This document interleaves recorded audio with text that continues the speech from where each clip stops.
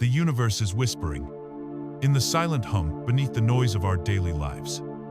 In the invisible currents that shape our reality, there are secrets, ancient laws that govern the dance of atoms and galaxies. What if you could learn the language of this cosmic whisper? What if you could tune into the frequency of your deepest desires and watch as the world rearranged itself to match your inner song? This isn't a fantasy. It is a forgotten science, a power lying dormant within you. For so many, life feels like a series of random, often difficult, events. We feel like a ship tossed on a chaotic sea, reacting to the waves of circumstance, buffeted by the winds of other people's choices. There is a profound sense of being out of sync, of wanting one thing but experiencing another, leading to a quiet desperation, a feeling that we are merely effects, not causes. In the story of our own lives, this dissonance between the reality we desire and the reality we perceive is the source of immense struggle and unhappiness. The solution lies not in fighting against the current, but in understanding the nature of the water itself.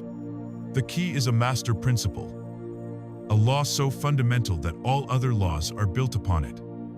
The principle of vibration. This principle, spoken of in hushed tones in ancient texts and now being echoed in the halls of quantum physics, states that everything, every thought, every feeling, every object is in a constant state of energetic motion. By learning to consciously manage your own personal vibration, you move from being the tossed ship to being the master of the sea. This journey of discovery, of remembering your innate power, can be seamlessly woven into your life through the immersive experience of audiobooks, allowing these profound truths to become the soundtrack to your own transformation. You are standing at a doorway. On one side is the life you have known, and on the other, a reality of conscious creation. The key to unlocking this door is understanding the simple, yet profound truth that you are a being of pure energy, and by changing your energy, and you change your world. It is time to learn the language of the universe. It is time to tune your reality. Before we can tune our reality, we must first understand the instrument we are playing and the sheet music from which all of creation is composed. This music is not written in notes, but in principles, laws as immutable as gravity, yet as subtle as a thought.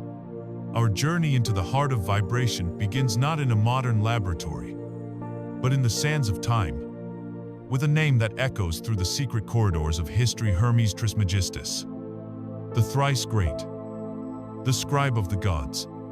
The wisdom attributed to this legendary figure, a contemporary of the patriarch Abraham, was said to contain the master key to the mysteries of the universe. For centuries, this knowledge was passed down from master to student, in secret, whispered, so that it would not fall into the hands of those who were unprepared. Then, in the early 20th century, a small, unassuming book appeared, titled The Kybalion, authored by the mysterious three initiates. It claimed to be a direct transmission of this ancient Hermetic wisdom, a codification of the 7 universal laws that underpin all of existence. Imagine, for a moment, that you are walking through the hallowed halls of the Great Library of Alexandria. Before its tragic fall, the air is thick with the scent of aged papyrus and the silent weight of accumulated knowledge. You are led to a hidden chamber, away from the public scrolls, and a master unfurls a single, protected text. On it are inscribed the 7 Hermetic principles, the operating system of reality itself. The first principle you are shown is the principle of mentalism. The scroll reads, "The all is mind, the universe is mental." This is the foundation upon which all the others rest. It posits that the universe, in its entirety, is a mental creation held in the mind of a single, infinite, and living consciousness, referred to as the All. Everything we see, everything we experience, from the farthest star to the most fleeting emotion, is part of this grand, universal mind. We are not just living in the universe is living through us. Our individual minds are fragments of this divine mind, possessing the same creative nature, but on a finite scale. This means that the reality we perceive as solid and external is, at its core, a product of thought.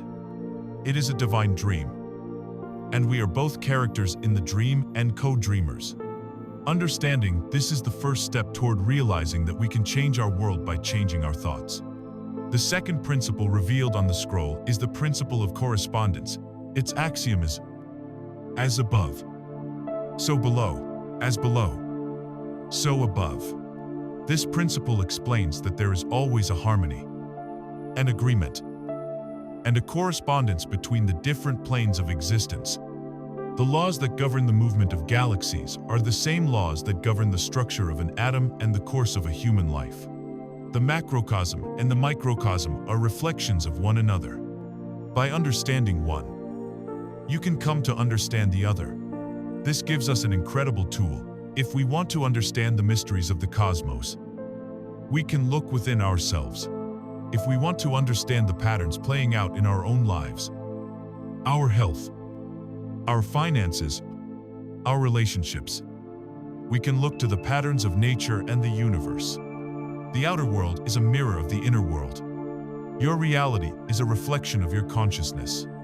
What happens below, in your physical experience, is a direct correspondence to what is happening above, in your mental and spiritual state. Then, your eyes fall upon the third principle, the one that breathes life and motion into all the others.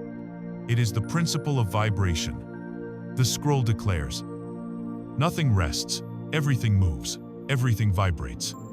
This is the great secret that separates the static philosophies from the dynamic truth of Hermeticism. From the densest rock to the most ethereal thought, everything is in a constant state of vibration. There is no such thing as stillness in the universe. Matter is simply energy vibrating at a very low frequency, while spirit is energy vibrating at an infinitely high one. Between these two poles are millions upon millions of varying degrees of vibration. This is the master key to explanation. The differences between a rock, a plan, a sound, a color, a thought, an emotion, and a soul are not differences of substance, but differences of vibrational frequency and rate. He who understands the principle of vibration has grasped the scepter of power. For if everything is vibration, then by learning to control vibration, one learns to control everything. This principle explains how the mind from the principle of mentalism can influence reality. It does so by generating vibrations. The fourth principle you read is the principle of polarity. Everything is dual. It states, everything has poles. Everything has its pair of opposites. Like and unlike are the same. Opposites are identical in nature, but different in degree. This reveals that what we perceive as opposites are actually two extremes of the same thing. Heat and cold are not separate phenomena. They are both degrees on the scale of temperature. Light and darkness are degrees on the scale of illumination. Courage and fear are poles on the scale of emotional response. Love and hate are two poles of the same spectrum of human connection. The Kybalion teaches that this is a universal truth. Good and evil, success and failure, wealth and poverty are all the same thing, differing only in their vibrational degree. The true power of this principle lies in the art of transmutation, the ability to change one vibration into another. One can learn to mentally travel along the pole, changing fear into courage, hate into love, and lack into abundance, simply by raising one's vibration. Next, you are shown the principle of rhythm. The axiom reads, everything flows, out and in. Everything has its tides. All things rise and fall. The pendulum swing manifests in everything. This principle embodies the truth that all of life is cyclical. There is a measured motion, a to and fro, a backward and forward movement like the swing of a pendulum. This rhythm is visible in the rise and fall of civilizations, in the cycles of the economy, in the seasons of the year, And in our own moods and energy levels, we have good days and bad days. Periods of high energy and periods of lethargy. To know this is to be forewarned. The Hermetic Master does not get swept away by the pendulum. When in a state of success, they know a downswing is possible and prepare for it. When in a state of sorrow, they know the upswing is inevitable and do not despair. Through a higher state of consciousness, one can learn to rise above the pendulum's swing, achieving a state of mental stability and peace that is not subject to the constant ebb and flow of external events. The sixth principle is that of cause and effect. Every cause has its effect. Every effect has its cause. The ancient words proclaim, everything happens according to law. Chance is but a name for a law not recognized. This principle asserts that there is no such thing as luck or coincidence. Every single thing that happens is an effect that follows a preceding cause, and is itself a cause for a subsequent effect. The chain is unbroken. Most people are passive effects, pushed around by the causes generated by others, the wills, desire, and thoughts of those with stronger minds. They are the pawns on the chessboard of life. The master, however, learns to rise to a higher plane of causation. They become the cause. They choose their thoughts, their actions, their vibrations, and in doing so, they create the effects they desire in their lives. They become the player, not the piece. Finally, the seventh and last principle is unveiled. The principle of gender. Gender is in everything. Everything has its masculine and feminine principles. It teaches, this is not about physical sex. It is about a universal duality of energy. The masculine principle is the projective, expressive, young energy. It is the will, the force that pushes outward, the desire to do, to create, to initiate. The feminine principle is the receptive, absorptive, yin energy. It is the energy that receives, that nurtures, that gestates ideas and brings them into form. Both of these principles exist in everything and everyone. A balanced creation requires both. An idea masculine must be impressed upon the subconscious, feminine to be born into reality. A person who is all masculine energy is reckless and scattered. A person who is all feminine energy is stagnant and passive. The conscious creator learns to balance and utilize both of these forces within themselves to bring their desires into manifestation. These are the seven principles. They are not separate but are deeply interconnected. Facets of one single truth. Mentalism says the universe is mind.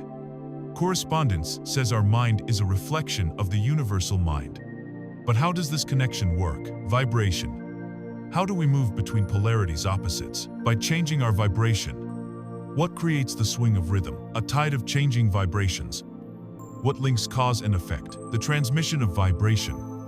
What allows the masculine to impress upon the feminine? A vibrational transfer of energy.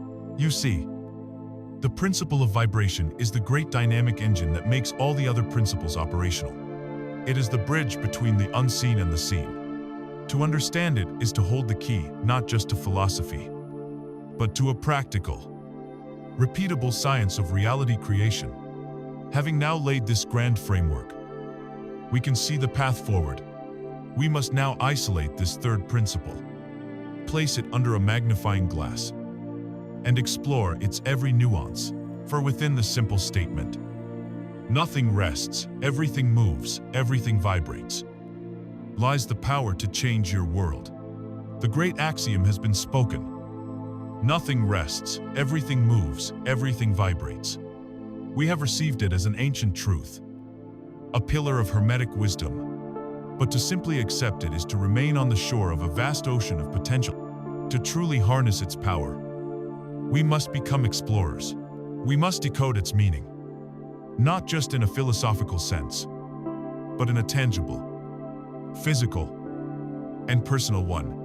We must journey from the macrocosm to the microcosm, from the theory of the universe to the reality of you. Let us begin by dismantling the greatest illusion our senses have ever created, the illusion of solidity. Look at your hand. It appears solid, dense, real. Look at the chair you sit on. The walls around you. They seem static, unmoving, permanent. Yet this is a trick of perception.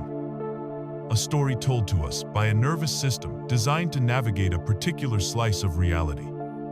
And nothing more. If you had a microscope powerful enough to zoom past the surface of your skin, past the cells, past the molecules, past the atoms themselves, you would find that there is nothing solid there at all. You would arrive in a space of near infinite emptiness, populated by impossibly small points of light, dancing in a furious, energetic ballet.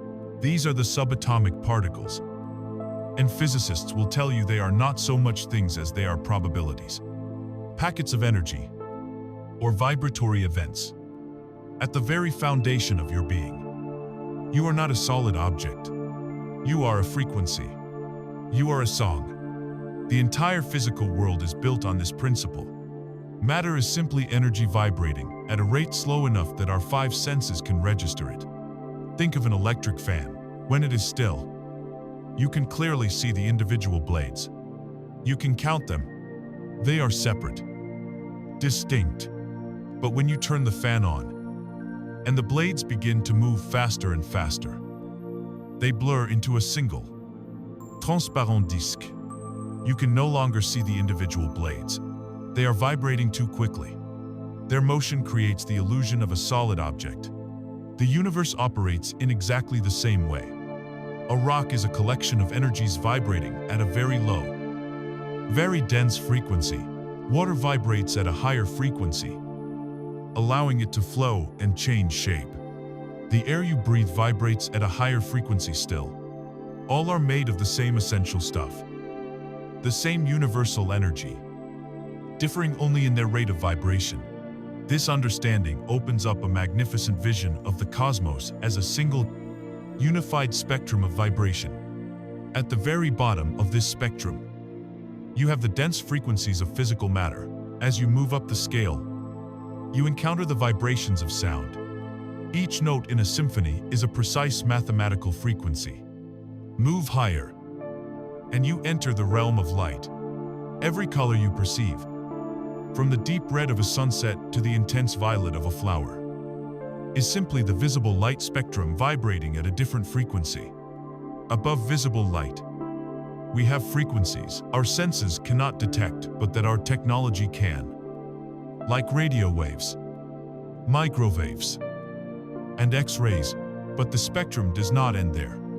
The Hermetic teachings, and indeed mystics from every tradition, have always insisted that the latter continues upward into realms of increasing subtlety and power.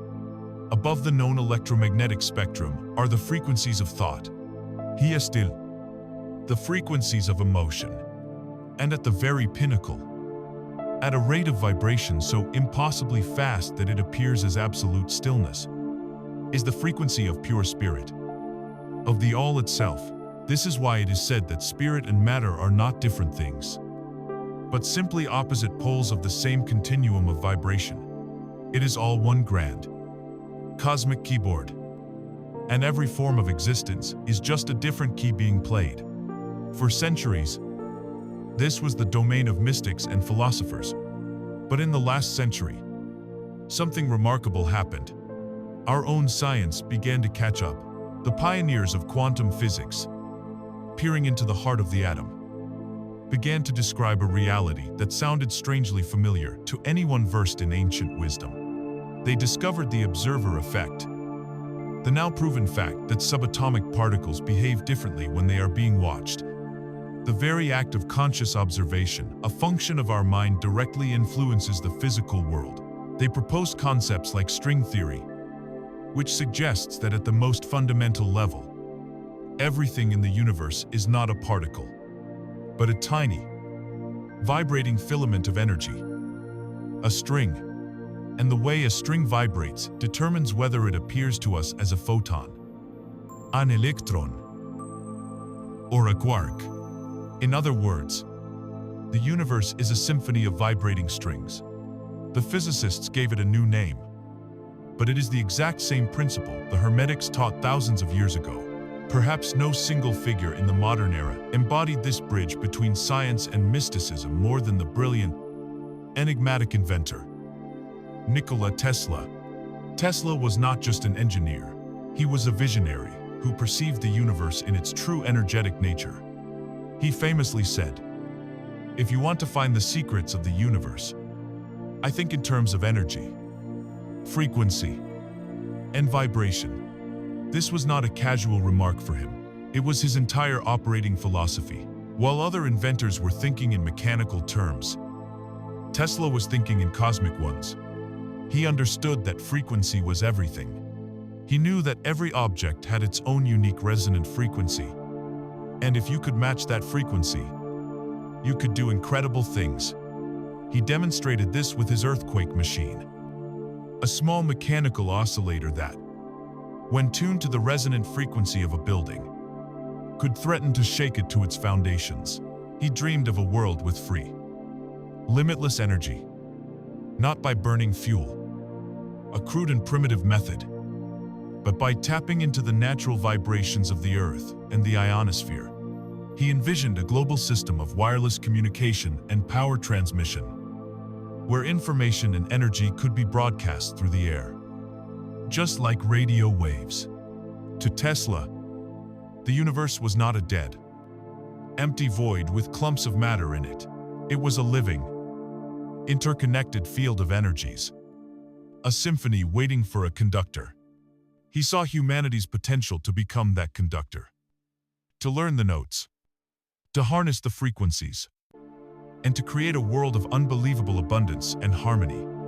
He was a man a century ahead of his time because he understood the one principle that mattered most. And this brings the cosmic scale of vibration directly home, into the center of your own being. For if everything is vibration, if rocks, light, and galaxies are all vibrating, then your thoughts cannot be the one exception to this universal law. Your thoughts are not passive, private little events that happen inside your skull and then disappear. Every single thought you think is a real, tangible pulse of energy. It is a measurable frequency. Your mind is a broadcasting station, and your thoughts are the signals you are constantly sending out into the universal field. When you hold a thought of joy, you are literally generating a high-frequency vibration and emitting it from your being. When you dwell on a thought of fear or resentment, you are generating a low, dense frequency and broadcasting that instead. These thought waves are not confined by space or time. They are cosmic ripples that travel outward, interacting with the quantum foam of reality, seeking out other vibrations that harmonize with them. This is the mechanism. This is how your inner world creates your outer world. You are not just a passive observer of the universe. You are an active participant, a vibrational contributor. With every thought, you are placing a vote, casting a ballot for the kind of reality you wish to experience. When you understand this, everything changes. You are no longer a victim of circumstance. You are the center of your own energetic universe, and your thoughts are the primary tool you use to shape it. The ancient Hermetics, the quantum physicists, and the visionary Nikola Tesla are all standing in agreement, pointing to the same profound truth. The universe is a vast, dynamic field of vibration, and your consciousness is the tuning fork. The question, then, is no longer if you are vibrating, but how you are vibrating. How do you know what signal you are broadcasting in any given moment? How can you read the frequency of your own being? The universe, in its infinite intelligence, has provided you with a perfect, infallible, built-in feedback system. It is a guidance system that speaks to you every second of every day. And its language is the language of feeling. Its name is emotion. We have arrived at a pivotal understanding. The universe is a symphony of vibration. And we, as conscious beings, are both instruments and composers within this grand orchestra. Our thoughts are the notes we choose, sending ripples of frequency out into the cosmos. This is a profound and empowering realization. But it begs a crucial, practical question. How do we know what song we are playing in the whirlwind of 50,000 thoughts that pass through our minds each day? How can we possibly monitor each one to know what frequency we are broadcasting? The answer is that we don't have to. The universe, in its elegant efficiency, has equipped us with a guidance system so sophisticated, so immediate, and so perfectly calibrated to our own personal energy that it renders conscious monitoring of every thought unnecessary. This system is something you know intimately. You feel it every moment of every day. It is your emotions. For most of our lives, we are taught to misunderstand our emotions. We treat them as liabilities. We see them as random, inconvenient reactions to outside events. Things to be controlled, suppressed, medicated, or ignored. We apologize for them. We fight them. We judge ourselves for having them. We feel happy when things go our way, and sad or angry when they don't. This view positions us as victims, constantly at the mercy of an unpredictable world. But this entire perspective is built on a false premise. Your emotions are not a reaction to your reality. Your emotions are a reaction to your vibration. They are the language of your soul, the feedback from your inner being, telling you, in no uncertain terms, how your current vibrational output aligns with your true self and your deepest desires. It is your personal, biological, infallible emotional guidance system. Imagine you have a desire. It could be for a new relationship, for better health, for financial freedom. The moment that desire is born, it becomes a vibrational reality. It exists as a pure, high-frequency signal in the non-physical realm. Your higher self, or the larger, non-physical part of you, becomes completely focused on that frequency. It holds that vibration steady for you. Like a beacon, your emotions are the signal that tells you how close or how far your current conscious vibration, the vibration generated by your thoughts, is from that beacon. When you think thoughts that are in harmony with your desire, you feel good, joy, love, appreciation, excitement, passion. These are not just pleasant feelings. They are the physical sensation of vibrational alignment. It is your inner being screaming, yes, that thought, that perspective. You are in tune with who you really are and what you are creating. Conversely, when you think thoughts that are out of harmony with your desire, you feel bad, fear, doubt, worry, resentment, blame, guilt. These are not punishments. They are the physical sensation of vibrational disalignment. They are the loving rumble strips on the side of the highway. A gentle but firm no. This thought, this perspective, is taking you away from the frequency of your desire. A negative emotion is simply the feeling of resistance between the frequency of the thought you are thinking and the frequency of the desire you are holding. To make this practical, we can imagine an emotional scale, a spectrum of frequency from lowest to highest. At the very bottom, you have the heaviest, slowest vibrations: fear, grief, despair, powerlessness. These feel contractive, dark, and heavy because they are the furthest from the high, light frequency of your true self. As you move up the scale, you find insecurity, blame, and worry. Moving higher still, you encounter frustration, irritation, and impatience. These don't feel good, but they feel slightly better than despair, because they contain more energy. Above this, you cross a critical line into positive feelings. You start with hopefulness, then optimism, then positive expectation and belief. And at the very top of the scale, you find the highest, fastest, and most powerful frequencies: joy, knowledge, empowerment, love, and appreciation. Your work as a conscious creator is not to try and leap from despair to joy in a single bound. That vibrational gap is too wide. Your work is to simply, gently, reach for a thought that feels a little bit better than the one you currently have. That's it. To move from powerlessness to blame is an improvement in vibration. To move from blame to frustration is an improvement. To move from frustration to hope is a major victory. The goal is simply to find the path of least resistance up the emotional scale. Let's witness this in action through the story of a woman we'll call Sarah. The old Sarah's day begins with the blare of an alarm clock. Her first conscious thought is about a problem at work.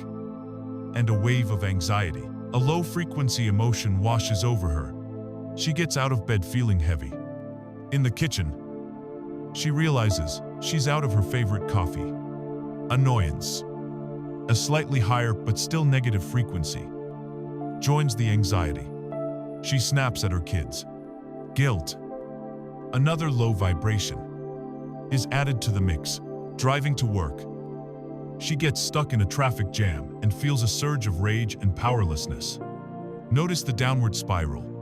Each negative emotional state, born from a negative thought, makes her a vibrational match for more experiences that will generate similar feelings. Her day feels like a series of unfortunate events happening to her. Then, one day, Sarah listens to an audiobook that explains this emotional guidance system. She doesn't just hear the words. She has a profound moment of insight. Her feelings aren't the enemy. They are her compass. The next morning, the alarm goes off. The familiar thought of the work problem appears, and the anxiety begins to bubble up. But this time, something is different. Sarah stops. She acknowledges the feeling not as a truth, but as a signal. It's a loving alarm from her inner being saying, "Hey, that thought about work, it's not in harmony with the solution you desire." She doesn't fight the thought or berate herself. She simply asks, what is a thought that feels slightly better? She can't force herself to believe the problem is solved. But she can think, I've solved difficult problems before. That feels a tiny bit better. A slight sense of relief. It moves her from anxiety toward a sliver of hope. She gets to the kitchen and sees she's out of her favorite coffee. The old reaction of annoyance is there. But she catches it. She thinks, well, this gives me a good excuse to stop by that new coffee shop I wanted to try. This thought feels like curiosity, a step up from annoyance. By the time she gets in her car, her vibrational state is one of tentative optimism, not dread. When she hits the traffic, instead of fuming, she uses the time to listen to more of her audiobook, feeling a sense of gratitude for the quiet moment. Her day unfolds differently. Not because the world changed, but because she changed her point of vibrational attraction. She learned to navigate by her feelings. This is the art of living deliberately. It is not about policing every thought with an iron fist. It is about tenderly paying attention to your feelings. A negative emotion is not a sign of failure. It is a vital and benevolent piece of information. It is like the warning light on your car's dashboard. You wouldn't see the check engine light and cover it with black tape, or get angry at the car for showing it to you. You would say, "Thank you for the information," and you would look under the hood. Your emotions are your check thought light. When a negative one appears, you simply say, "Thank you," and gently look at the thought that triggered it. Then reach for one that brings you a sense of relief. By consistently practicing this, you begin to stabilize your vibration at a higher set point on the emotional scale. You become, by habit, a person who feels hope, then optimism, then joy. Not because your life has become perfect, but because you have become a master of your own focus. We have now established a profound truth. Our emotions are the infallible indicators of our vibration. They are the effect. They are the readout on the screen. The logical question that follows is inescapable. If we want to change the readout, if we want to change the feeling, we must go to the source. What is the engine that generates the vibration that our emotions so faithfully report on? The answer lies in the creative wellspring of our consciousness, the tool with which we paint the canvas of reality, the power of our thoughts. If your emotions are the compass, then your thoughts are the rudder of the ship. Your feelings provide the crucial feedback, the directional information, telling you whether you are sailing towards your desires or away from them. But it is the act of thinking that actually steers the vessel. We now move from the diagnostic to the creative, from reading the output to programming the input. This is the moment we take our hands firmly and consciously place them upon the wheel. The greatest misunderstanding in human history is the belief that thoughts are private, harmless, and inconsequential. We treat them like phantom clouds drifting through the inner landscape of our minds, believing they have no real substance or effect. This could not be further from the truth. Every single thought you think is a burst of energy, a distinct vibrational pulse. It is not contained within your skull. It is a force that you broadcast into the quantum field of the universe. Imagine your mind as a still, clear pond. Every thought is a pebble dropped into that pond. A small, fleeting thought is a tiny pebble, creating a faint, brief ripple. But a strong, focused, emotionally charged thought is a heavy stone, creating a powerful, lasting wave that travels all the way to the farthest shores of the pond, influencing everything in its path. Now imagine thinking the same thought over and over again. You are no longer dropping pebbles, you are creating a steady, powerful current that begins to shape the very geography of the pond itself. This is the power you wield every single moment. This is also where we must clarify one of the most popular, and yet most misunderstood, spiritual concepts of our time, the law of attraction. Many believe that this is a cosmic catalog you can order from, a force you can use or apply at will. This view is incomplete. The law of attraction is not the primary law of creation. The primary law is the principle of vibration. The law of attraction is the secondary law. It is the great cosmic responder. Its sole function is to match frequencies. It is the universal manager that sorts through all the vibrations being broadcast and ensures that like vibrations find each other. It doesn't judge. It doesn't have preferences. It simply, flawlessly, and impersonally responds to the signals it receives. Therefore, you are not using the law of attraction. The law of attraction is constantly using you. It is responding to your vibrational output in every moment. When you understand this, you realize that trying to control the law of attraction is pointless. The only thing that matters is controlling the source of the signal it responds to. And that source is your dominant habit of thought. Herein lies the fundamental difference between living a life by default and living a life by design. It is the difference between passive thinking and active thinking. The vast majority of humanity lives in a state of passive thinking. Their mind is like an unkempt field, left open and unprotected. The seeds of thought are sown not by conscious choice, but by the random winds of external influence. A seed of fear is planted by a news report. A seed of inadequacy is sown by a social media post. A seed of resentment is dropped in a casual conversation. A seed of worry is inherited from a parent because the field is untended. These weeds grow wild and strong, choking out any delicate flowers of hope or desire that might try to sprout.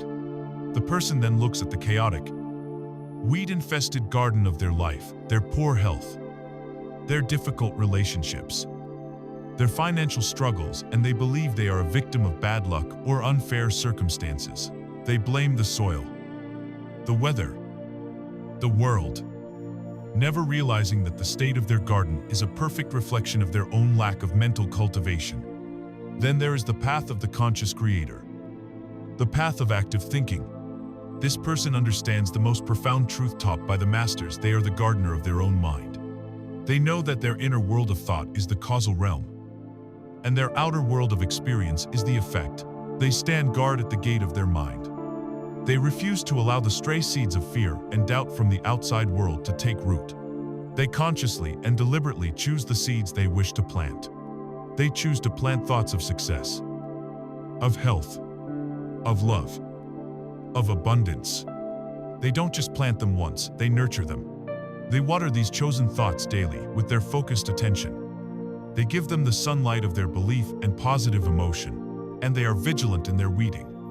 When they find a thought of negativity, sprouting a weed of self-pity or criticism, they don't get angry at it. They simply, calmly, and firmly uproot it. Knowing it has no place in the beautiful garden they are cultivating.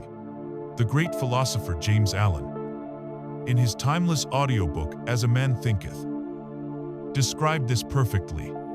He said that a man's mind may be likened to a garden, which may be intelligently cultivated or allowed to run wild, but whether cultivated or neglected, it must, and will, bring forth, if no useful seeds are put into it, then an abundance of useless weed seeds will fall therein, and will continue to produce their kind. Just as a gardener must tend their plot, so must we tend our minds.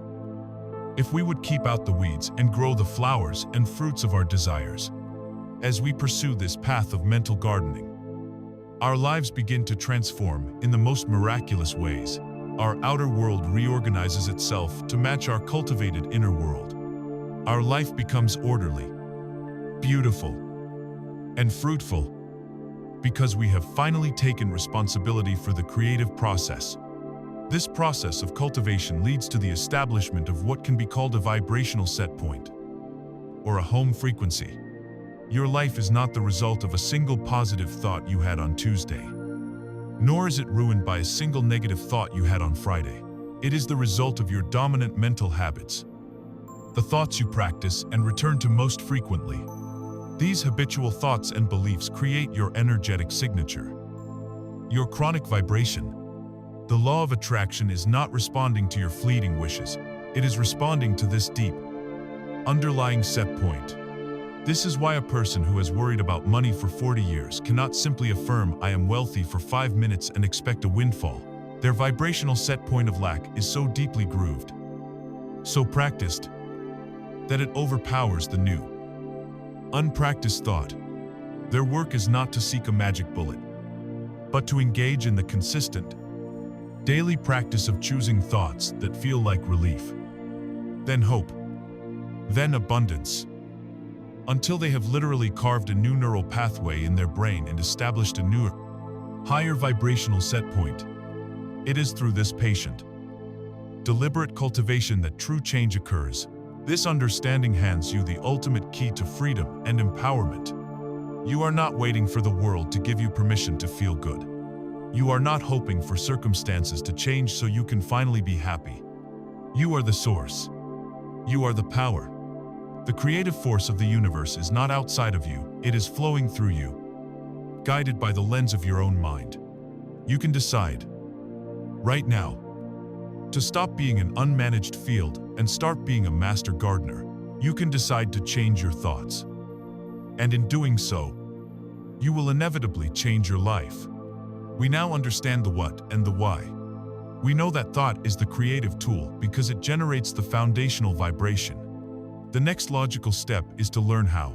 How do we become master gardeners in a practical sense? What are the most effective techniques for directing our thoughts, for planting the seeds of our desires so deeply that they have no choice but to grow? We will begin with the most powerful language known to the subconscious mind, the native tongue of creation itself. We will begin with the art of visualization. We have established that your mind is a garden, and your thoughts are the seeds you plant. The quality of your thoughts determines the quality of your life. But how do you consciously plant a chosen seed so deeply and effectively that it takes root in the fertile soil of the subconscious mind, compelling the forces of the universe to nurture it into a physical reality? You must learn to speak the native language of the subconscious. This language is not verbal, it is experiential. It is the language of imagery and feeling. This is the art of visualization. Visualization is not mere daydreaming or wishful thinking.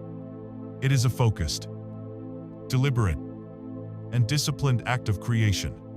It is the process of building a detailed blueprint of your desired reality in your mind, and then charging that blueprint with so much vibrational energy that it begins to magnetize the physical components necessary for its construction. To the uninitiated, This may sound like fantasy, but the process is grounded in a fundamental principle of your own biology. Your nervous system cannot tell the difference between a vividly imagined experience and a real one. If you doubt this, consider the experience of a nightmare. You wake up in a state of terror, your heart pounding, your breath short, sweat on your brow. Your body is in a full-blown fight or flight response. But what were you responding to? Nothing in your room was threatening you. You were responding to pure thought, to images in your mind. Your subconscious mind accepted the dream as real and instructed your body to react accordingly. Visualization is simply the art of consciously and deliberately harnessing this exact same mechanism for a creative purpose. Instead of creating a reality of fear by accident, you create a reality of joy on purpose. The process itself is both simple and profound, and it can be broken down into clear, actionable steps. The first step is clarity. You must know, with precision, what it is you want to create. Vague désir produce vague results. I want more money is a weak signal. I am joyfully holding my new bank statement in my hand. Looking at a balance of $100,000 is a clear, powerful signal. Once you have this clarity, and you create the scene, this is the heart of the practice. You are not going to visualize the entire, long, complicated process of how your desire comes to you. That part is not your job. It is the job of the universe. And trying to figure it out will only create resistance. Your job is to create a short, simple, vivid mental movie of the end result. The moment after your prayer has been answered. The scene should be brief, no more than 10 or 15 seconds. But it must be rich with detail. Now, you animate this scene by engaging as many of your senses as possible. Don't just see a flat picture. Step into the movie. If your desire is a new home, don't just see the house from the street. In your mind's eye, walk up to the front door. Feel the cool metal of the doorknob in your hand. Hear the satisfying click as you turn the key in the lock. As you step inside, what do you smell? Is it the faint scent of fresh paint? Or the aroma of coffee brewing in the kitchen? Look around. See the sunlight streaming through the windows, illuminating dust motes dancing in the air. Feel the smooth, hardwood floor beneath your feet. Hear the echo of your own footsteps in the empty rooms. Is someone there with you? Hear their voice as they congratulate you. The more sensory detail you pack into your mental scene, the more real it becomes to your subconscious mind, which will then begin to accept it as a present fact reality. But even this is not enough. You can have the most detailed mental movie in the world, but without the final, crucial ingredient, it remains inert. The secret, the catalyst, the explosive charge that ignites the entire creative process is emotion. You must feel the feeling of the wish fulfilled. This is the whole point. The images in your mind are the blueprint, but the emotion is the vibrational frequency you broadcast to the universe. As you stand in your new, imagined home, how do you feel? Do you feel a profound sense of peace, a wave of overwhelming gratitude, the giddy excitement of a new beginning, the deep, satisfying feeling of accomplishment? Let that feeling surge through your body. Let it fill every cell of your being. This feeling is the prayer. This feeling is the vibrational signature that the law of attraction responds to. Without the feeling, visualization is just a mental exercise. With the feeling, it is an act of divine creation. Perhaps one of the most famous modern examples of this principle in action is the story of actor Jim Carrey. Long before he was a household name, he was a struggling comedian, full of talent but with little success. One day, in an act of audacious faith, he took out a checkbook, wrote a check to himself for $10 million, wrote for acting services rendered in the memo line, and postdated it for Thanksgiving. 3 years in the future, he then placed that check in his wallet. But he didn't stop there. He didn't just hope. He visualized. He would drive his old, beat-up car up to Mulholland Drive in the Hollywood Hills, park, and look out over the sprawling city of Los Angeles. And there, in the quiet of his car, he would play his mental movie.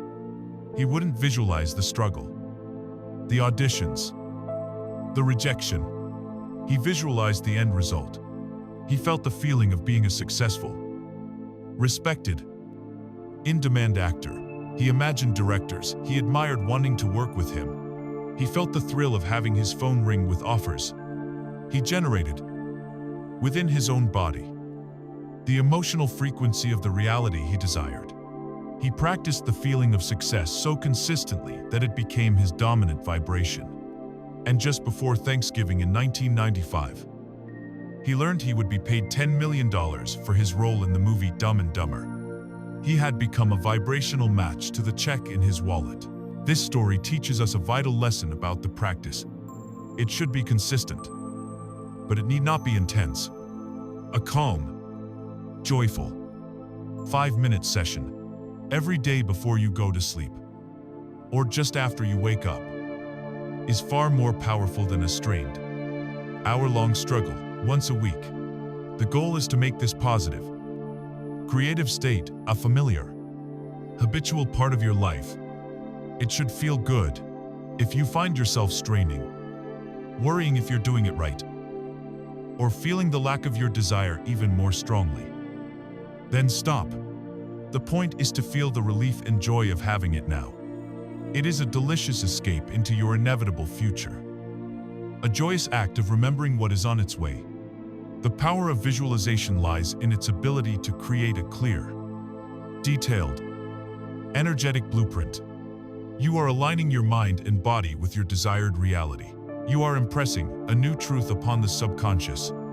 You are using the language of images and feelings to speak directly to the universe. And once this blueprint is firmly established, what if you could then reinforce it even further? What if you could add another layer of vibrational power? Using the potent frequency of the spoken word, this is where our journey takes us next. Into the transformative power of affirmations. If visualization is the act of creating a silent, energetic blueprint for your future, then affirmations are the act of giving that blueprint a voice. It is the process of using language, the very tool we use to define our world, to consciously command a new reality into being. Words are not empty labels. They are vessels of power.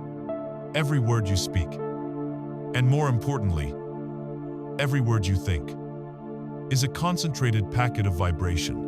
Each word carries a unique frequency signature that resonates with the universe and instructs the subconscious mind. You can feel this intuitively.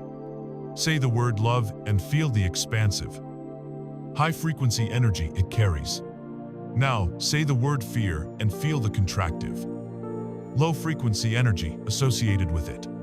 This is not a poetic metaphor, it is a literal, energetic truth. The words you use are constantly, moment by moment, tuning your personal vibration, either lifting you toward your desires or anchoring you to your unwanted circumstances. Your life story, as it exists right now, is largely the physical manifestation of the words you have been speaking over it and to yourself. For years, your self-talk is a form of programming. You are, in effect, hypnotizing yourself with your own internal monologue. And at the heart of this power, standing like two pillars of creation, are the two most powerful words in the human language, I am. These are not just words, they are a statement of fact to the universe. Whatever follows I am is received by the vast intelligence of creation, not as a request, but as a command. It is a declaration of reality. Your subconscious mind, which accepts all commands without question, hears I am, and immediately goes to work to make it your physical experience. Most people wield this incredible power unconsciously, and often, destructively. They say, I am so tired, and their body obediently creates the sensation of fatigue. They declare, I am always struggling with money, and their subconscious diligently filters out opportunities and magnetizes experiences of lack to make that statement true. They joke, I am so clumsy, and then wonder why they constantly bump into things. These are affirmations. They are powerful, effective, and they are creating a reality, just not one that is consciously chosen. The conscious creator understands this process and decides to flip the script. They decide to use this power deliberately. They take control of the words that follow, I am, and transform them from chains into keys. Instead of I am tired, they declare, I am filled with vibrant energy and vitality. Instead of I am broke, they affirm, I am a magnet for prosperity, and abundance flows to me easily and frequently. Instead of I am lonely, they state with conviction, I am whole, complete, and ready to attract a loving and supportive partner. Using I am as the act of claiming your desired reality is a present fact, which vibrationally commands the universe to rearrange itself to match your declaration. To wield this power effectively, your affirmations must follow certain rules. The first and most important rule is that they must be stated in the present tense. An affirmation like I will be successful is counterproductive. The universe hears will be, which confirms that you are not successful now, and so it holds the success for you in the indefinite future, always just out of reach. You must claim it in the now. I am successful. I am healthy. I am living in my dream home. The second rule is that your affirmations must be positive. The subconscious mind does not process negatives easily. If you say, I don't want to be sick, the subconscious latches onto the dominant word, sick. You are still focusing your vibrational energy on the unwanted condition. You must state what you do want. Instead of, I don't want to be sick, the powerful alternative is, I am overflowing with perfect health and wellness. You are focusing your energy on the desired outcome. The third rule is that the affirmation must be personal and evoke an emotional response. A sterile, robotic affirmation has very little power. The words must mean something to you. They should make you feel a sense of relief, excitement, or joy. I am prosperous is good. I am so happy and grateful that money comes to me in increasing quantities. Through multiple sources, on a continuous basis is even better, because it is rich with feeling and detail. Now, we must address the single biggest obstacle that people face when beginning to use affirmations, the voice of the ego, the inner critic that immediately shouts, that's not true, you're lying to yourself. If you have $10 to your name, and you try to force yourself to repeat, I am a magnificent millionaire, the cognitive dissonance can be so great that it actually creates more resistance. It feels like a lie. And this feeling of falsehood cancels out the power of the words. So, how do we bypass this inner guard? We build a bridge. We use softer, more believable phrases that the ego can accept, which allows us to gently shift our vibration without triggering a war within our own mind. For example, if I am wealthy feels like a lie, you can start with a bridging affirmation like, I am in the process of becoming a master of my finances. This is undeniably true. Or you could say, I am willing to see abundance in new ways. Or, I am open and receptive to unexpected income. These statements feel true and possible, and they begin to gently pivot your energy in the direction of abundance. Once you are comfortable with these, you can graduate to more powerful statements. It is a process of gently leading your own mind into a new belief system, not trying to shock it into submission. Perhaps no one has demonstrated the profound connection between words and well-being more powerfully than the beloved author and teacher, Louise Hay. In her groundbreaking work, detailed in her audiobook, You Can Heal Your Life, she proposed a revolutionary idea that our physical ailments are often the direct result of specific negative thought patterns and verbal habits. She created a system of mental equivalence, linking specific illnesses to the probable metaphysical cause. For example, she taught that problems with the back often relate to feeling a lack of support in life. The underlying thought is, life is against me. Arthritis. She linked to a pattern of deep-seated criticism, either of oneself or others. Throat problems were connected to a fear of speaking one's truth or an inability to stand up for oneself. But she didn't just diagnose the problem, she provided the cure. For every negative mental equivalent, she created a positive, healing affirmation designed to reprogram the subconscious and restore the body to its natural state of wellness. For the person with back problems, the affirmation became, "I trust the process of life. I know that life always supports me." For the person suffering from criticism-fueled arthritis, the affirmation was, "I see myself and others through eyes of love. I approve of myself." For the one with throat problems, "I speak my truth freely and joyfully, and I am always safe." Louise Hay's own life was a testament to her teachings.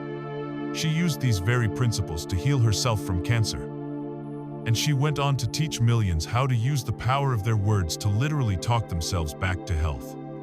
We have now explored two of the most powerful tools for consciously directing your vibration. With visualization, you create the detailed, silent, energetic blueprint. With affirmations, you give that blueprint a voice, speaking it, declaring it, and commanding it into being.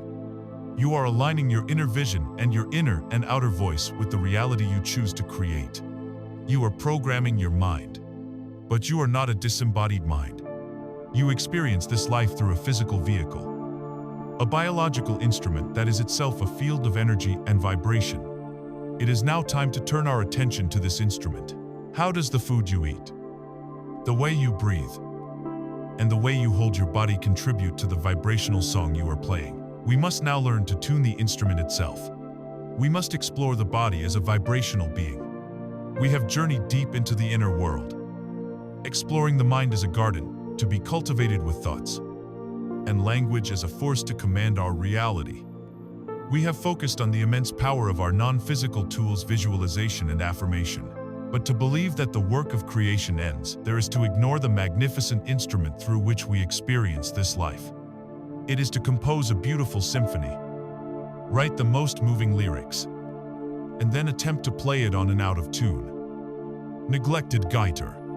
The music will be distorted. The message will be lost. That instrument is your physical body. It is not just a meat suit, a biological machine designed to carry your brain from place to place. Your body is a living, breathing, resonating field of energy. It is a dense, complex vibrational structure that is constantly both generating its own frequency and being influenced by the frequencies you introduce to it. To become a true master of your reality, you must learn to tune your instrument. You must understand that your physical state and your vibrational state are inextricably linked.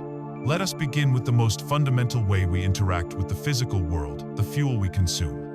The food and water you put into your body are not just calories and chemical compounds, they are information. They are packets of vibrational frequency. Consider the difference between a freshly picked, sun-ripened apple and a highly processed, artificially flavored snack cake. The apple is what we can call a living food. It grew in the earth.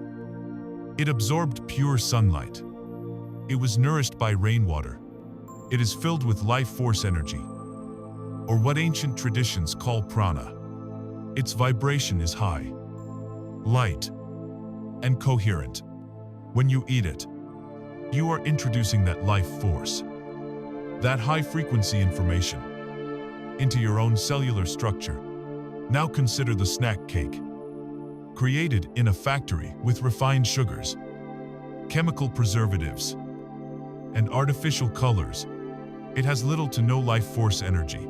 Its vibration is dense, chaotic, and low. When you consume it, you are introducing energetic, static, and density into your system. This is not about moral judgment or rigid dieting. It is about a conscious awareness of energy. Choosing to nourish your body with vibrant, living foods, fresh fruits and vegetables, clean water. The whole grains is a powerful act of vibrational alignment. It makes it easier for your body to hold a higher frequency, to feel energetic, clear, and light. Conversely, A diet heavy in low vibrational foods creates a dense, sluggish internal state, making it far more difficult to lift your mood, clear your mind, and feel energetically vibrant. You are, quite literally, building your instrument out of the materials you consume. Choose materials that resonate with life. Next, consider the vibration of motion. A body at rest tends to stay at rest, not just physically, but energetically. Stagnation is a low-frequency state. Think of a still, murky pond compared to a clear, flowing river. The river is vibrant and full of life because it is in constant motion. Your body is the same. When we are sedentary, emotional energy, especially the dense energy of stress, fear, and frustration, gets trapped in our tissues. It becomes stagnant. We feel it as tension in our shoulders, tightness in our chest, or a heavy feeling in our gut. Movement is the great releaser of this stagnant energy. The simple act of moving your body, whether through dancing, yoga, running, walking in nature, or even just a few minutes of vigorous stretching, is a form of vibrational hygiene. It literally shakes up and dissipates the dense, low-frequency patterns. It increases blood flow, releases endorphins, and floods your system with new, high-frequency energy. The goal is not to punish your body in a grueling workout, but to find a form of joyful movement that feels like a celebration of the instrument you inhabit. When you move your body with intention and joy, you are not just exercising, you are actively raising your vibration. Now let us explore the very form of your instrument, your posture. For centuries, we believed that our emotions dictated our posture. If you feel depressed, you slump. If you feel confident, you stand tall. This is true. But modern science has revealed that this is a two-way street. The concept of embodied cognition proves that your physical posture sends powerful signals back to your brain, directly influencing your emotional and hormonal state. You can change how you feel, almost instantly, by changing how you hold your body. Think of the physical posture of someone who is defeated. Their shoulders are slumped forward, collapsing the chest. Their head is down. Their gaze is lowered.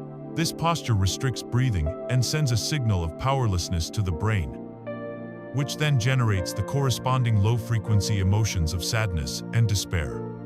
Now, picture the posture of a hero. Shoulders are back. The chest is open and expanded. The head is held high. The gaze is forward. This posture opens the lungs for deep breathing and sends a signal of confidence and power to the brain. Researchers have found that holding a power pose like this for just 2 minutes can decrease the stress hormone cortisol and increase the confidence hormone testosterone. This is a practical, immediate tool for vibrational management.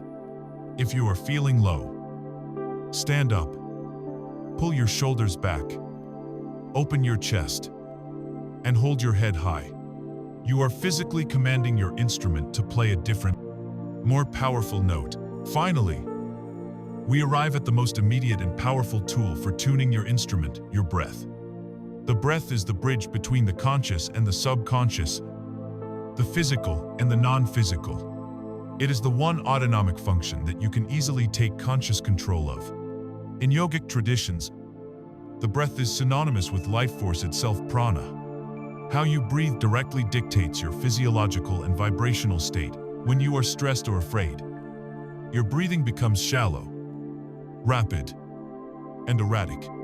This activates the sympathetic nervous system, the body's fight or flight response, flooding you with stress hormones and locking you into a low vibration state. When you are calm and peaceful, your breathing is deep, slow, and rhythmic. This activates the parasympathetic nervous system, the rest and digest response, which allows for healing, relaxation, and a high vibrational state of well-being. You can hijack this system at any time.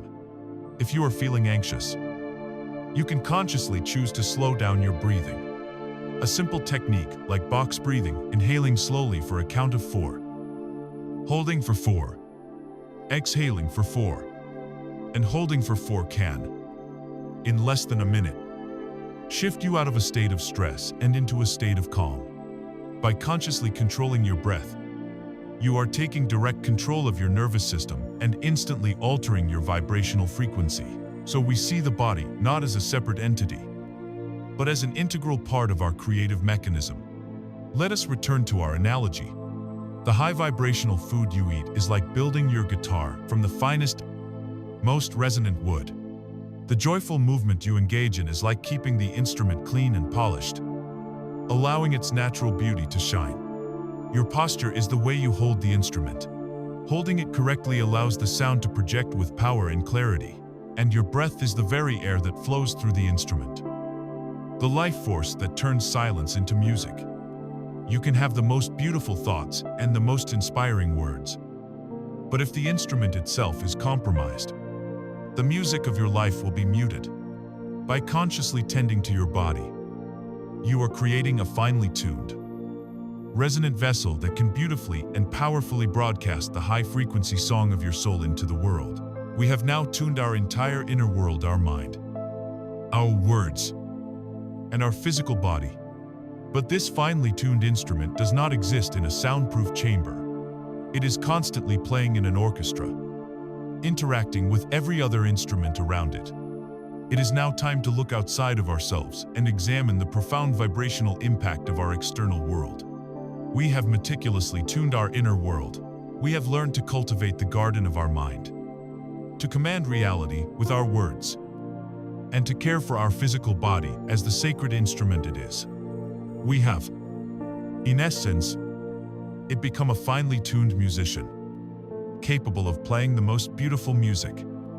But even the most masterful musician's performance is affected by the acoustics of the hall in which they play.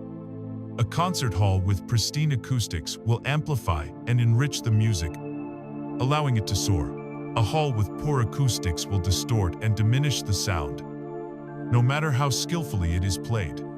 Your environment, the people, places, and possessions you surround yourself with is your concert hall. It is not a passive backdrop to your life. It is an active, energetic field that is constantly interacting with your own. Your environment is a vibrational mirror, flawlessly reflecting your inner state back to you, and at the same time, influencing that very state. This interaction is governed by a simple, powerful law, the law of resonance. Resonance occurs when one vibrating object causes another object, tuned to the same frequency, to begin vibrating as well. Think of two guitars, side by side. If you pluck the E string on one guitar, the E string on the other guitar will begin to hum softly, without ever being touched. It has resonated with the frequency it was tuned to. Dissonance is the opposite. It is the jarring, unpleasant feeling of two frequencies that clash. This principle is at play around you at all times. When you walk into a room and instantly feel calm and at ease, you are experiencing vibrational resonance. When you meet someone for the first time and feel an instant connection, as if you've known them forever, you are in resonance. Conversely, when you enter a space and feel an immediate urge to leave, or spend time with someone who leaves you feeling drained and exhausted, you are experiencing the jarring clash of vibrational dissonance. A conscious creator does not leave these interactions to chance. They become a deliberate curator of their vibrational environment. This curation begins with the most powerful environmental influence of all the people with whom you spend your time. There is an old saying that you are the average of the 5 people you surround yourself with. This is a profound vibrational truth. When you consistently spend time with people who are optimistic, supportive, who speak of possibilities and joy, their high frequencies naturally begin to entrain your own. Their resonance helps to lift you up. You find yourself feeling more hopeful and inspired, simply by being in their energy field. On the other hand, if your social circle is dominated by complaint, gossip, criticism, and fear, their low frequencies create a powerful dissonant drag on your own energy. It is like trying to swim upstream against a strong current. No matter how much positive inner work you do, if you constantly immerse yourself in a sea of negativity, you will find yourself exhausted and struggling to maintain your own high vibrational state. This does not mean you must abandon everyone you know. It means you must become a conscious steward of your time and energy. It means choosing to minimize contact with those who consistently drain you, and actively seeking out the company of those who inspire and uplift you. It is an act of vibrational self-preservation. Next, we turn our attention to your physical space, your home, your office, your car. Look around you. Your outer world is a direct, physical printout of your inner world. If your mind is cluttered with indecision and worry, your home is likely to be cluttered with mess and disorganization. A home filled with physical clutter is not just untidy. It is a field of stagnant, chaotic energy. Every object you see but don't use. Every pile of papers you mean to sort through. Every project you started but never finished. These things are not inert. They are constantly broadcasting a low-frequency signal of incompletion, obligation, and procrastination into your field. They drain your mental energy and anchor you to the past. The objects you own are not just possessions, they are vibrational anchors. Every item in your home has an energy, a history. That beautiful piece of art you love, it radiates a high frequency of joy and inspiration. That gift from a toxic ex-partner sitting in the back of your closet, it radiates the low-frequency energy of that painful relationship. Even if you don't consciously think about it, the act of decluttering your physical space is one of the most powerful magical acts you can perform. It is a declaration to the universe that you are releasing the past and making space for the new. Let us imagine the story of a man named Mark. Mark feels stuck. His career has stalled. He feels lethargic. And his one-bedroom apartment is a testament to his state of mind. The closet is crammed with clothes that no longer fit the person he wants to be. The desk is buried under papers from old jobs and failed projects. The shelves are full of books he never read and gadgets he never used.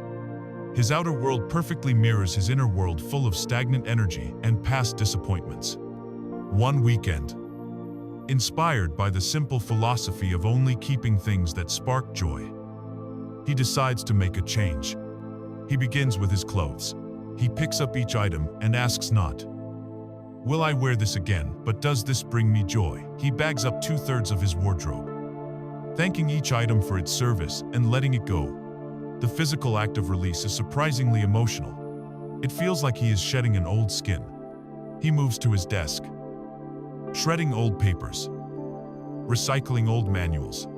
With each item he clears, he feels lighter. He is no longer just cleaning his apartment, he is clearing his energy field. By the end of the weekend, his space is transformed. It is open, light, and contains only things he truly loves. In the following weeks, something shifts. With the physical clutter gone, he finds his mind is clearer. He has more energy. He even notices that he has less patience for the complaint-filled conversations of his old friends. He starts seeking out new places, new people. In the clean, open space he created in his home, a new idea for his career takes root. New opportunities, which had no room to enter his previously cluttered life, and now begin to flow in effortlessly. By changing his environment, he changed his reality. Finally, when you need to rapidly cleanse your energy field and recalibrate your frequency, there is no more powerful environment than nature. The modern world is a sea of chaotic, artificial frequencies, Wi-Fi signals, electrical currents, the noise of traffic. These create a constant, low-level dissonance. Nature is the antidote. A forest, a beach, a mountain, a desert. These are environments that vibrate with a pure, coherent, and harmonious frequency. The earth itself has a natural resonance. Walking barefoot on grass or sand, an act known as earthing, can help to neutralize the chaotic frequencies in your body and bring you back into balance. The negative ions near a waterfall or crashing waves can have an immediate uplifting effect on your mood. The simple, fractal patterns in a leaf or a snowflake can bring a sense of order to a scattered mind. Spending time in nature is the ultimate vibrational reset button. It washes away the energetic grime of the world and tunes you back to the perfect frequency of life itself. We have now come full circle. We have tuned our inner instrument of mind and body. And we have tuned the concert hall of our environment. The stage is perfectly set.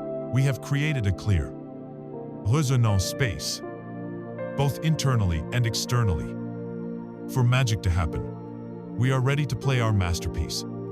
So, what is the single most powerful, most resonant, and most creative note we can play? What is the one frequency that harmonizes with all that is good, that dissolves all resistance, and that signals to the universe that we are ready to receive infinite blessings? The answer is as simple as it is profound. It is the vibration of gratitude. The stage of your reality has been set. Your inner instrument of mind and body has been finely tuned, and the concert hall of your environment has been cleared of all energetic clutter. The audience of the universe is silent, attentive, and ready to respond to whatever you project. It is now time to play the master note, the one frequency so powerful, so pure, and so resonant with the very fabric of creation that it harmonizes all other energies, dissolves all resistance, and flings open the doors to abundance, joy, and peace. This master frequency is not complex. It is not a secret guarded by gurus on mountaintops. It is a state of being available to you in any moment, regardless of your circumstances. It is the ultimate high-frequency state. It is the vibration of gratitude. We often treat gratitude as a mere social pleasantry, and a polite thank you said in response to a gift or a kind gesture. But this is like using a nuclear reactor to toast a slice of bread. True gratitude is not a platitude, it is a creative force. It is an emotional state, a state of profound appreciation that fundamentally alters your energetic signature and your point of attraction. Its power is so immense because it operates on a principle of emotional exclusivity. It is impossible for your nervous system to simultaneously hold the feeling of deep, genuine gratitude and the feeling of fear. It cannot feel appreciation and anger at the same time. Gratitude is the ultimate trump card. It is the master frequency that overrides and transmutes lower, denser emotions. You cannot be in a state of authentic appreciation and a state of lack at the same time. They are mutually exclusive vibrations. The mechanics of why gratitude is so powerful are beautifully simple. In a universe that responds to your vibrational offering, gratitude is the most powerful signal you can send. Firstly, it immediately shifts your focus. When you deliberately look for things to be grateful for, you are forcing your mind to scan your reality for evidence of what is good, what is working, and what you already have. In that moment, you are withdrawing your attention, your life-giving energy from what is wrong, what is missing, and what you lack. You cannot focus on your empty bank account and your gratitude for the roof over your head at the same exact time. By choosing to focus on the roof, you have vibrationally shifted your reality. Secondly, and most importantly, gratitude sends an unambiguous message to the universe. The feeling of appreciation is a vibrational signal that says, "I love this. This feels wonderful. More of this, please." The law of attraction, in its perfect, impersonal response system, hears this powerful, high-frequency signal and has no choice but to bring you more experiences, people, and circumstances that match it. Gratitude for the love in your life attracts more loving experiences. Gratitude for the money you have, no matter how small, attracts more financial flow. Gratitude is the universal language of receiving. It tells the universe you are a good receiver, that you appreciate its gifts, which in turn makes the universe eager to give you more. This is not an abstract theory, it is a practice. And there are simple, profound techniques to cultivate it as a daily habit. The most well-known is the gratitude journal. The practice involves starting or ending your day by writing down 5 to 10 things you are genuinely grateful for. The key is specificity. I'm grateful for my family is nice. But it's general. I'm so grateful for the way my son hugged me this morning before school. And how it made me feel so deeply loved is a powerful, emotionally charged, high-frequency statement. Specificity brings the feeling to life. Another powerful technique is a rampage of appreciation. This is an active, verbal practice. You simply begin by looking around you and speaking aloud what you appreciate. You start with one thing. I am so grateful for this comfortable chair. And you let the momentum build.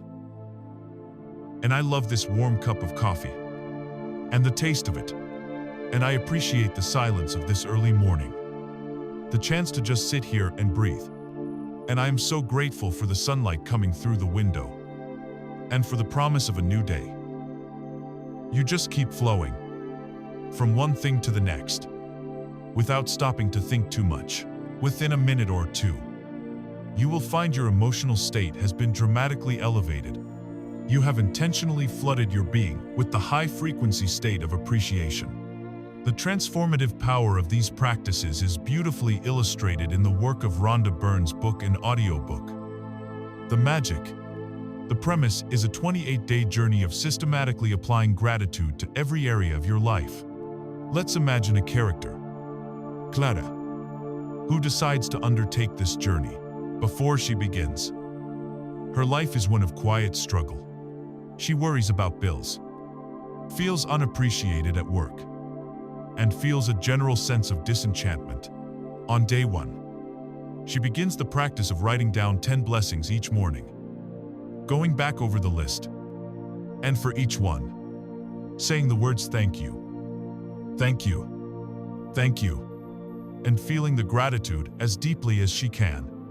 She also finds a small, smooth stone, a magic rock, that she keeps in her pocket. The instructions are simple every time she touches the rock.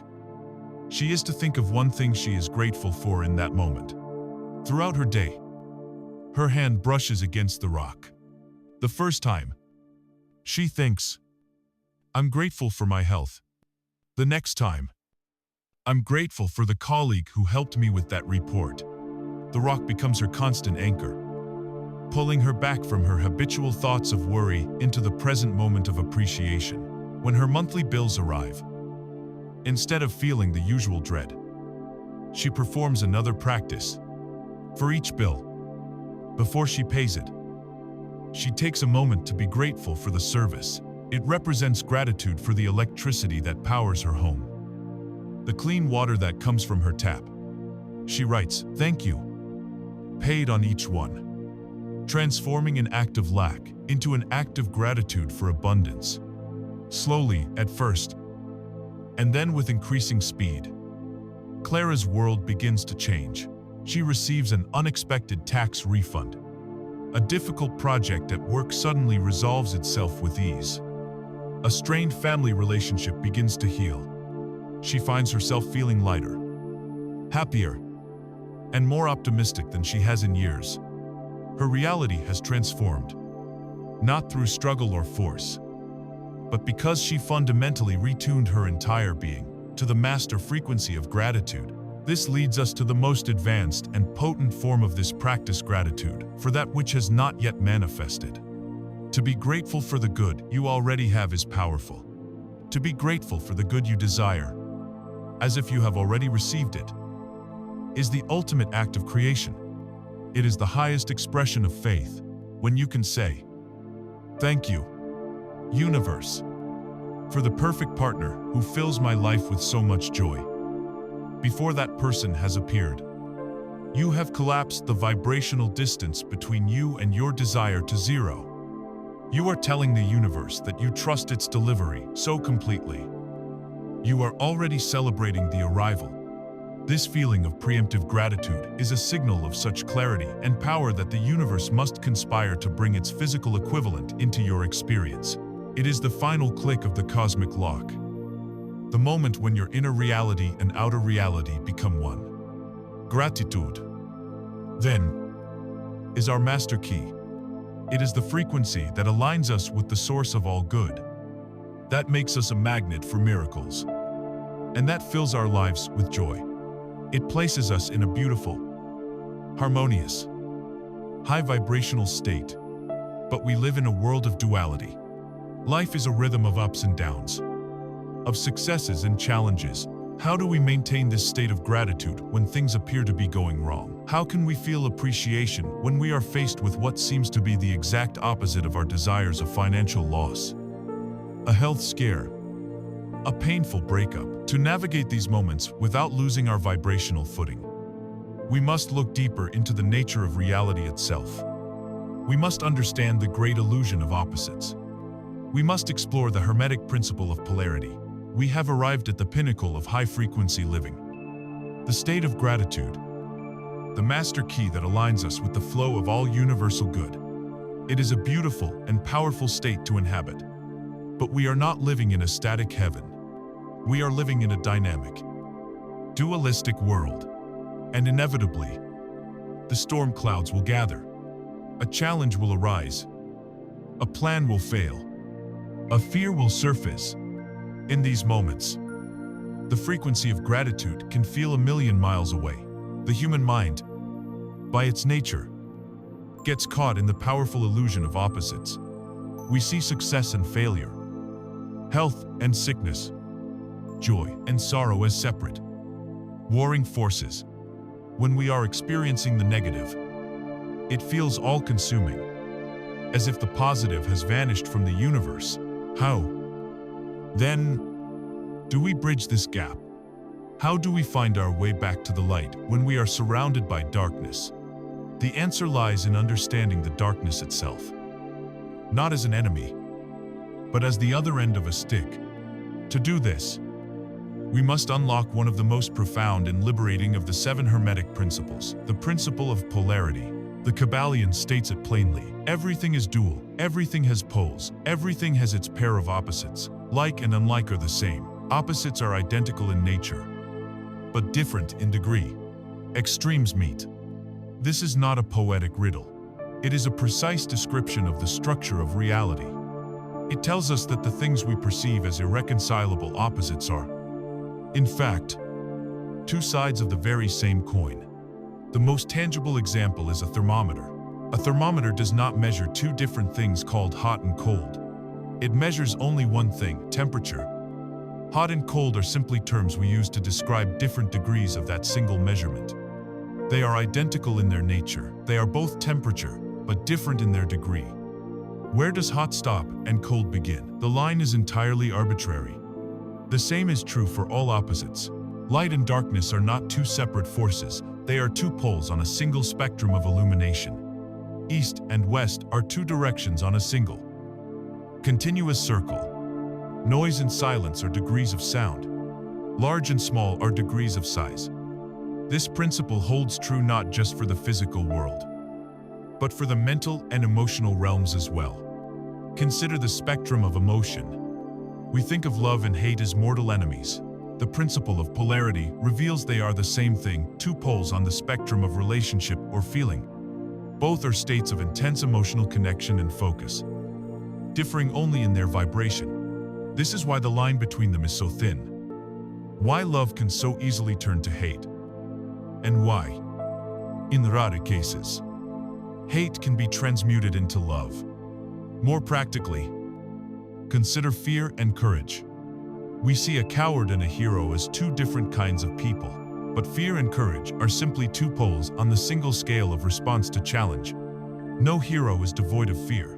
They simply operate at the higher vibrational end of that same scale.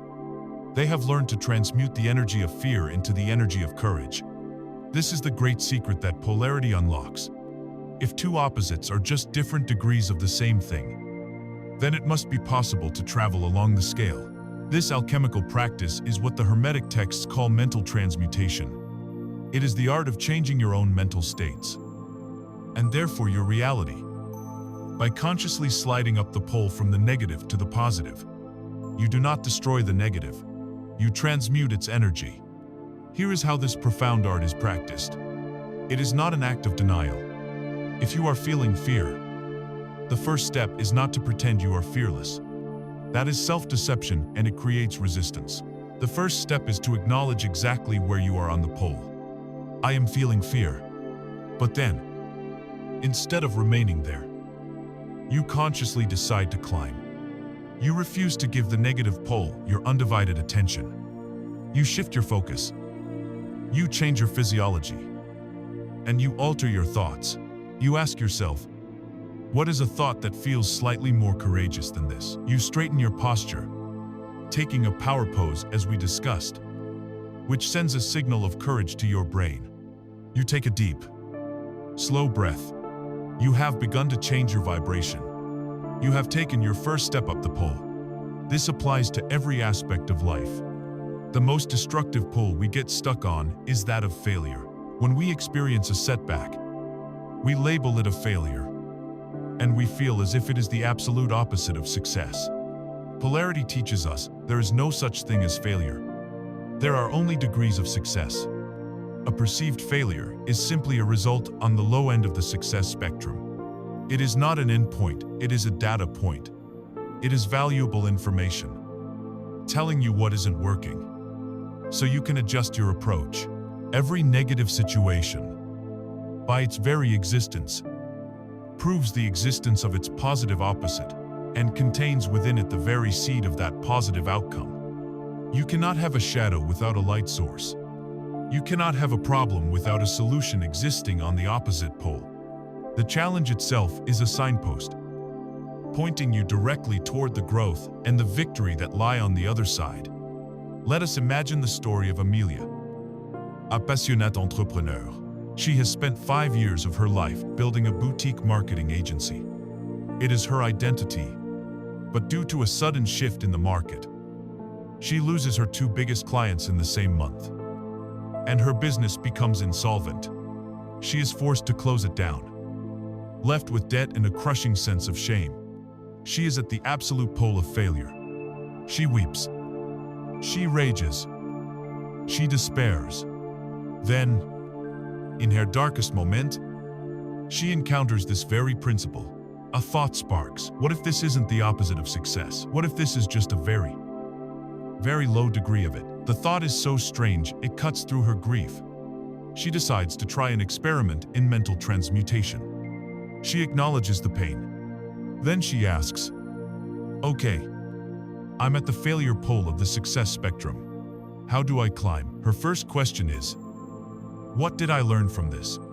She begins to list the incredible skills she gained in marketing, negotiation, and management. The feeling of failure lessens slightly and shifts toward experience. Next, she asks, what did I secretly hate about that business? She admits to herself that she hated managing employees and chasing invoices. This brings a feeling of relief, a further step up the pole. Finally, she asks the most important question. What was the part I truly loved? She realizes, with a flash of insight, that her true passion was for the creative strategy, the initial spark of an idea for a client. That was her zone of genius. She sees it now. The failure was not a punishment. It was a liberation. It stripped away everything she wasn't passionate about, leaving only the core of what she truly loved. With this new, high vibrational perspective, she takes the wisdom from her failure and starts a new and much leaner business as a freelance creative strategist, because she is now operating purely from her pole of passion and genius. She becomes incredibly successful, earning more than she ever did before. And with a fraction of the stress, she did not erase her failure. She stood upon it, transmuted its energy, and used it as a stepping stone to a far greater success. This is the power you hold. The principle of polarity gives you the ability to become an alchemist of your own mind. It allows you to find the good within the bad, the opportunity within the obstacle, the blessing within the lesson. It empowers you to consciously manage your vibrational state in any given moment, no matter the external circumstances. But our lives are not just a series of disconnected moments. They flow. There are tides of fortune, seasons of mood, and cycles of experience that seem to have a life of their own. While polarity helps us manage our state within a given wave, how do we learn to surf the great, sweeping ocean of life itself, with its inevitable ebbs and flows? For this, we must turn to the next great Hermetic law, the law that governs all cycles. This and pendulums. We must explore the principle of rhythm. With the principle of polarity, we have discovered the master's tool for transmuting the lead of any negative moment into the gold of a positive one. We have learned that we are not victims of our circumstances, but alchemists of our attitudes. But life is not a static moment. It is a flowing, dynamic, moving river of time. Our moods shift. Our fortunes rise and fall. Our energy waxes and wanes. There are seasons of immense productivity and seasons of quiet rest, periods of great joy and periods of deep introspection. To navigate this constant motion without being tossed about like a ship in a storm, we must understand the force that governs this movement. We must now explore the great cosmic heartbeat, the universal law that underpins all cycles. This and progressions, the principle of rhythm. The Kybalion articulates this law with beautiful simplicity. Everything flows out and in. Everything has its tides. All things rise and fall. The pendulum swing manifests in everything. The measure of the swing to the right is the measure of the swing to the left. Rhythm compensates. This principle reveals that the universe is in a constant state of measured motion. Nothing ever stays still, and nothing moves randomly. There is a predictable, balanced, to and fro movement in all things, from the creation and destruction of galaxies down to the smallest fluctuations of our own inner states. We see this rhythm everywhere. We see it in the turning of the four seasons, each flowing inevitably into the next. We see it in the history of civilizations, which rise to great heights and then recede. We see it in the cycles of the economy, the boom and the bust. We see it in the simple act of our own breathing, the constant, essential rhythm of the inhale and the exhale. And we feel it intimately in the swing of our own moods and energy. There are days we wake up feeling inspired and powerful, and days we feel sluggish and withdrawn. This is not a flaw in our design. It is the natural rhythm of our being. The second part of this principle contains a crucial piece of wisdom. The measure of the swing to the right is the measure of the swing to the left. This is the law of compensation. It tells us that the intensity of any experience is often followed by a swing to its opposite pole with equal intensity. A period of wild, manic elation is often compensated by a period of deep, listless depression. A time of extreme, unsustainable overwork may be compensated by a period of burnout or illness. This is not a punishment from the universe. It is the universe's automatic balancing mechanism. Understanding this protects us from the two great traps of rhythm. The first trap is attachment to the high. When we are on top of the world, when our career is soaring, our relationship is blissful, our creativity is on fire, the natural tendency is to cling to it, to try and make this peak state permanent. But this clinging creates a subtle, underlying fear of the inevitable downswing, which prevents us from fully enjoying the high while it lasts. The second trap is despair in the low. When we are in a trough, when we face a setback, feel heartbroken, or are lost in confusion, the tendency is to believe it will last forever. We forget that the pendulum, by law, must swing back. Despair is the belief that the tide will only go out and never return. So, if we cannot stop the pendulum, how do we avoid being violently swung back and forth by it? The Hermetic masters taught an advanced art known as neutralization. This does not mean becoming a cold, emotionless robot. It does not mean ceasing to feel joy or sadness. Neutralization is the art of consciously raising yourself to a higher plane of consciousness where you are no longer the bob at the end of the pendulum, being helplessly thrown from one extreme to the other. Instead, you become the pivot point at the top. The pivot is stable. still, and centered. It observes the swing below. It allows the swing to happen, but it is not affected by it. This is achieved by cultivating a state of non-attachment and a profound inner center of peace. You learn to experience the highs of life with full appreciation, but without desperate clinging. You experience the lows with grace and self-compassion, but without being consumed by despair. Holding the calm inner knowing that this, too, shall pass. You find the still point in the turning world. Imagine a vast and powerful ocean. This ocean represents the rhythms of life. A novice surfer, representing the average person, stands in the shallows. They are at the complete mercy of the waves. When a big wave comes, it crashes over them, tumbling them head over heels, leaving them sputtering and disoriented. They try to fight the waves, to stand rigid against them, and they are exhausted for their efforts. When the sea is calm, they are bored and frustrated, waiting for something to happen. The ocean feels like a chaotic and hostile force. Now, watch the master surfer. The master does not try to stop the ocean. They know that would be foolish. They have a deep and profound respect for its power and its cycles. They have spent time studying the rhythm of the sets, the timing of the tides. They do not see the waves as an enemy. They see them as a source of energy and opportunity. When a huge, powerful wave begins to form, the master doesn't panic. They turn to meet it. With skill, balance, and focused intention, the products of their practice, they position themselves perfectly, and they ride that immense wave, using the very energy that would have destroyed the novice to propel themselves forward with exhilarating speed, grace, and joy. When the waves are small and the ocean is calm, the master does not get frustrated. They rest on their board, conserving their energy, enjoying the peace of the water, and waiting with patient wisdom for the next great wave to form. This is the master of rhythm. They have learned to partner with the inevitable forces of life, to use the highs for momentum and the lows for rest and integration. They are not a victim of the ocean's tides. They are a dancer in its grand, rhythmic ballet. This is the state of being that is available to you when you understand this principle. You stop fighting the natural cycles of your own life. You cease to berate yourself for having a low-energy day, understanding it is a necessary period of rest before the next upswing. You navigate periods of success with humility, knowing they are part of a larger cycle.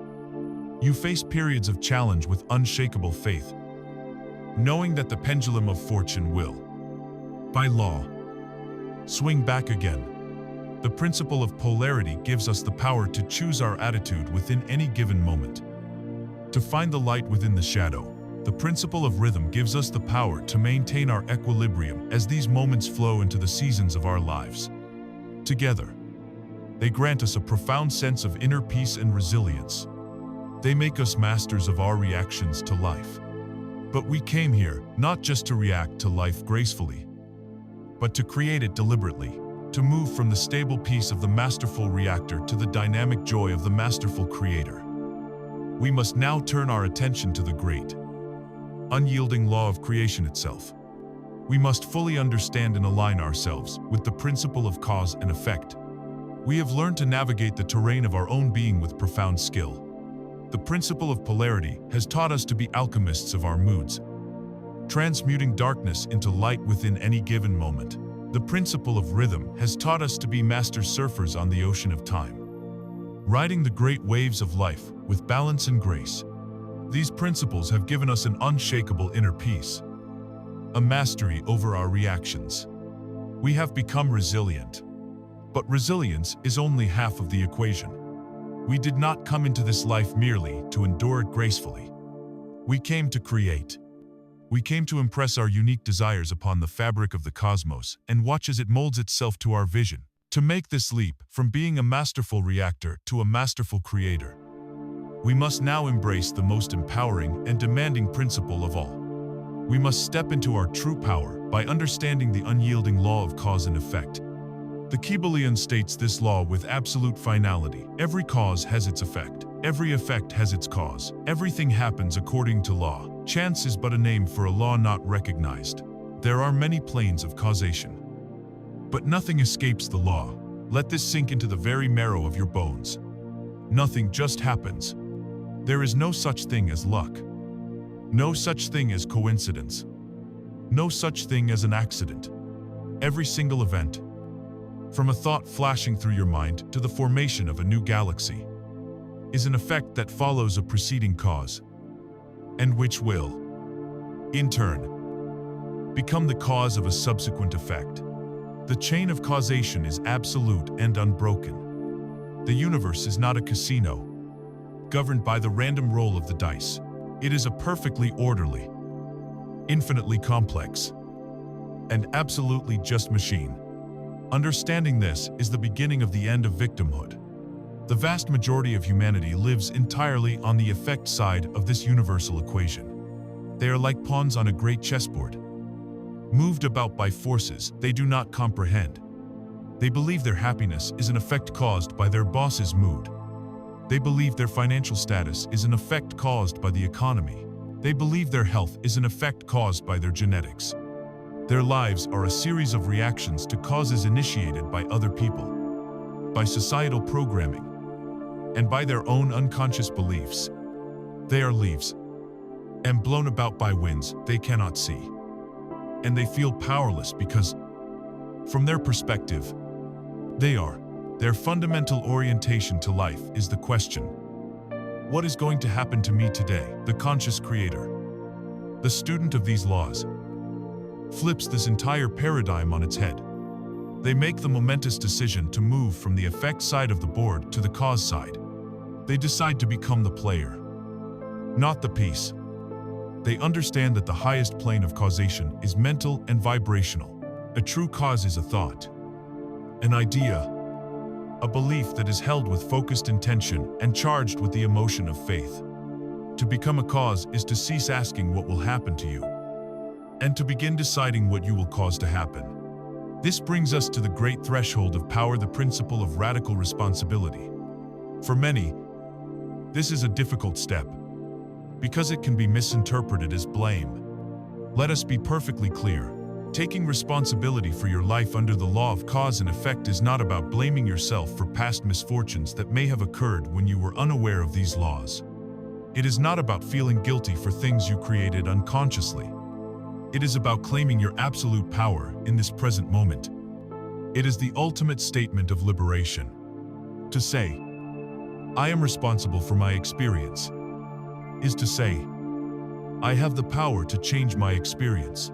If you believe that your poverty is caused by the government or the economy, then you must wait for them to change before your life can improve.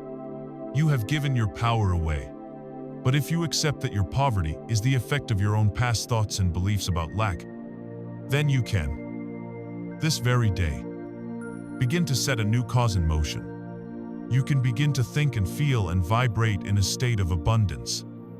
And the universe must respond to this new cause with a new effect. To accept responsibility is to take your hand off the panic button and place it firmly on the steering wheel of your own life. It is the most empowering act a human being can perform. The classic audiobook, The Science of Getting Rich, by Wallace D.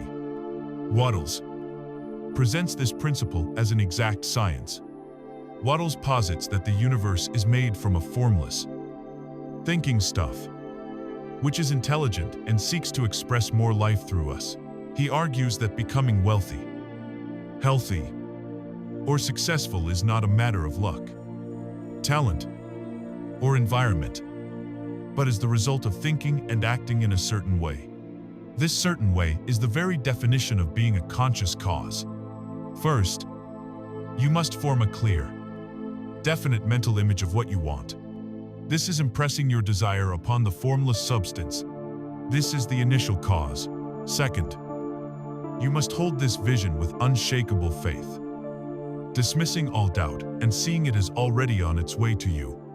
You must feel the gratitude for it in advance. This is the act of sustaining the vibrational cause, holding the frequency steady. Third, You must act in a way that is congruent with your vision. You must do every day all that can be done that day, performing every separate act in an efficient and successful manner. This is not the desperate, hustling action of an effect trying to force an outcome. This is the calm, powerful, inspired action of a cause who knows the effect is assured. Wattles argues that if you do these things, if you think and act in this certain way, your success is a mathematical certainty. The universe, in its perfect order, has no choice but to deliver the effect that corresponds to the cause you have so clearly and consistently set in motion. You are not hoping for a miracle. You are participating in a formula. By embracing this law, you step into your sovereignty. You stop looking outside of yourself for salvation or for blame. You realize that your life, right now, is a perfect reflection of your past causes, your past dominant thoughts and beliefs. And you realize that your future life will be a perfect reflection of the causes you begin to set in motion today. You are the sower, and your mind is the field. Every thought is a seed. You can choose to let the winds of chance sow the seeds of weeds and thorns, or you can choose, with deliberate intention, to plant the seeds of the magnificent harvest you desire. The law is absolute. What you sow, you shall reap. We have now established the foundational principles of conscious creation. We know we must be the cause. We know this requires us to choose our thoughts, feelings, and actions with deliberate intent. But as we embark on this path, we inevitably encounter the most human of all frustrations, the perception of delay. We plant our seeds. We water them with faith. And we look at the bare soil and ask, where is my harvest? I've been setting the cause. So why haven't I seen the effect? This gap between our inner work and the outer manifestation is a place where many lose faith. To navigate it successfully, we must now explore the wisdom behind this delay. We must understand the profound and benevolent purpose of the buffer of time and the perfection of divine timing. We have now arrived at the very engine room of creation. We have embraced our power as the conscious cause of our reality, understanding that our every thought and feeling is a command sent out to a perfectly lawful and responsive universe. We have the formula, a clear desire, held with unwavering faith. It will produce its physical effect, as surely as a seed planted in fertile soil will produce a plant. So we begin the work. We visualize. We affirm. We align our vibration. We plant our seed with care and intention. And then we wait. We look at the soil of our physical reality. And often, we see nothing. The money hasn't appeared. The partner hasn't called. The healing hasn't completed. And in this gap between our inner work and the outer manifestation, a dangerous enemy begins to creep in doubt. Frustration, impatience. The human mind cries out, it's not working. This is the single greatest point of failure on the creative path. It is the moment when most people give up, digging up their seed to see if it's growing. And in doing so, kill the entire process. To navigate this critical phase, we must understand the profound wisdom and benevolent purpose behind this perceived delay. We must learn to trust the magic of the buffer of time and the perfection of divine timing. First, let us reframe this buffer of time not as a flaw in the system, but as its most compassionate feature. Imagine for a moment a world without it. A world of instantaneous manifestation, where every fleeting thought became reality the second you thought it. What would that life be like? You have a passing thought of anger towards another driver, and an accident instantly occurs. You have a momentary, irrational fear that you might lose your job. And in a flash, your position is eliminated. You idly wonder what it would be like if a loved one got sick, and they immediately fall ill. Life would become an unbearable, terrifying chaos. We would be destroyed by the undisciplined and random nature of our own minds. The buffer of time is a cosmic safety net. It is an act of grace. It gives you the precious space to choose, to reconsider, to stabilize your energy. and to decide what you truly wish to bring into form. It protects you from your own fleeting negativity and ensures that only your most dominant, sustained vibrations are the ones that crystallize into reality. It is not a punishment, it is your greatest protection. Furthermore, this gestation period is not just for your desire, it is for you. You must become the person who is a vibrational match for the reality you have asked for. The universe is not just preparing your manifestation, it is preparing you to receive it. If you ask for $1 billion but have the mindset and financial habits of someone who is constantly in debt, receiving that money would destroy you. You would lose it. It would create chaos in your relationships. And it would ultimately be a destructive force. So, during the buffer of time, the universe will bring you lessons, opportunities, and challenges designed to help you grow into the person who can handle that level of abundance with wisdom and grace. If you ask for a loving partnership, but you have unhealed wounds around trust and self-worth, the universe will use this time to bring those wounds to the surface so they can be healed. It is lovingly preparing you to be a good steward of the beautiful relationship that is on its way. To rage against the delay is to rage against your own becoming.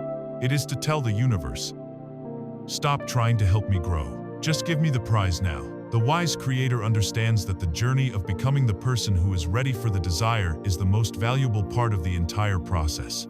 This leads us to the concept of divine timing. As human beings, our perspective is limited.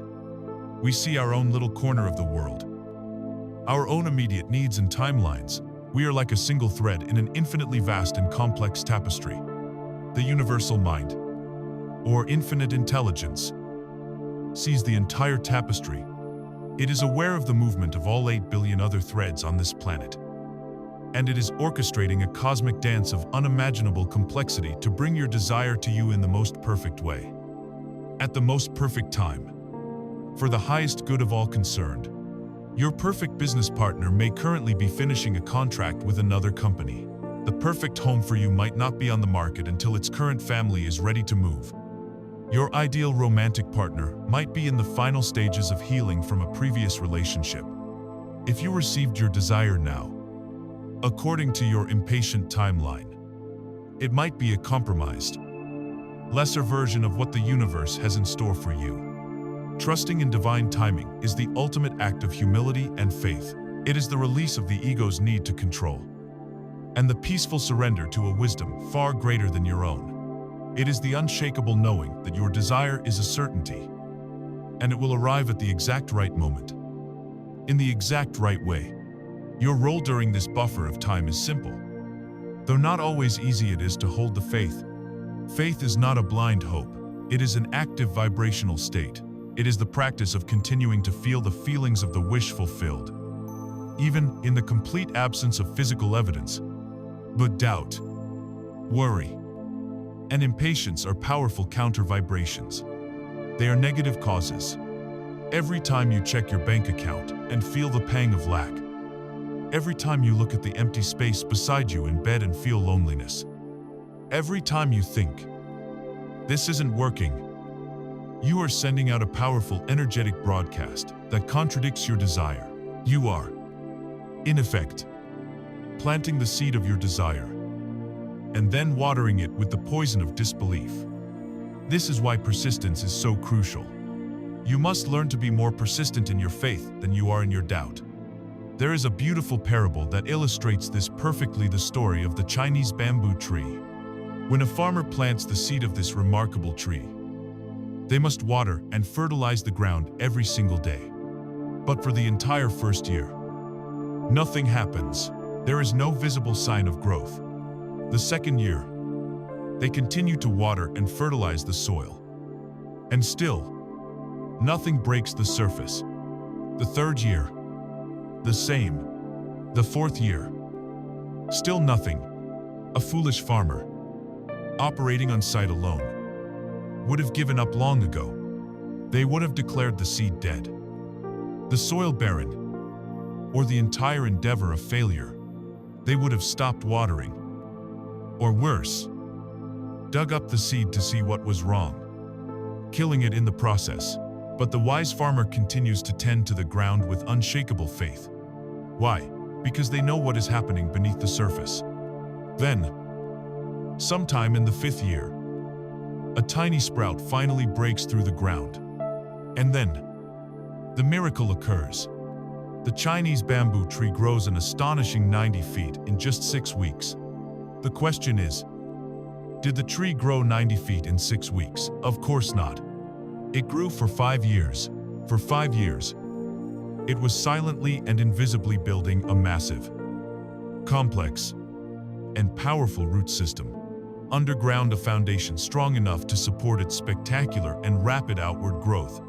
Without the 5 years of foundational work, the 90 feet of growth would be impossible. So it is with your desires. During the buffer of time, when it looks like nothing is happening, the universe is building the root system. It is arranging circumstances, aligning people, and preparing the foundation. Your job is not to dig for results. Your job is to keep watering the ground with your faith. We must, therefore, learn to trust the unseen process. We must hold the vision, feel the gratitude, and allow the universe to handle the how and the when. But our logical mind, conditioned as it is to rely on the 5 physical senses, struggles with this. It screams for proof, for evidence, for a predictable roadmap. If we cannot trust what we see with our eyes during this sacred waiting period, what can we trust? How do we navigate the path forward when the road is not yet visible? This requires us to activate and learn to trust a different, more subtle kind of sensory perception. It requires us to turn down the volume of the logical mind so we can hear the whisper of a higher guidance. It requires us to learn the language of our intuition. We find ourselves in a sacred, yet often challenging, space, the buffer of time. We have planted the seeds of our desires in the fertile ground of the universal mind, and we are now tending to them with our faith, trust, and patience. But during this gestation period, our 5 physical senses are of little use. They can only perceive the current reality, the world as it is, not the world that is becoming. To look for external proof that your desire is on its way is to look for a flower the day after you've planted the seed. The logical mind, which relies on this external proof, becomes anxious and full of doubt. It is not equipped to navigate a journey of faith. So, if we cannot trust our eyes, and we cannot trust our logic, what do we trust? We must learn to activate and rely upon a more subtle and far more powerful guidance system. We must learn to hear the whispers of the universe, the direct line of communication from our higher self. We must learn to trust our intuition.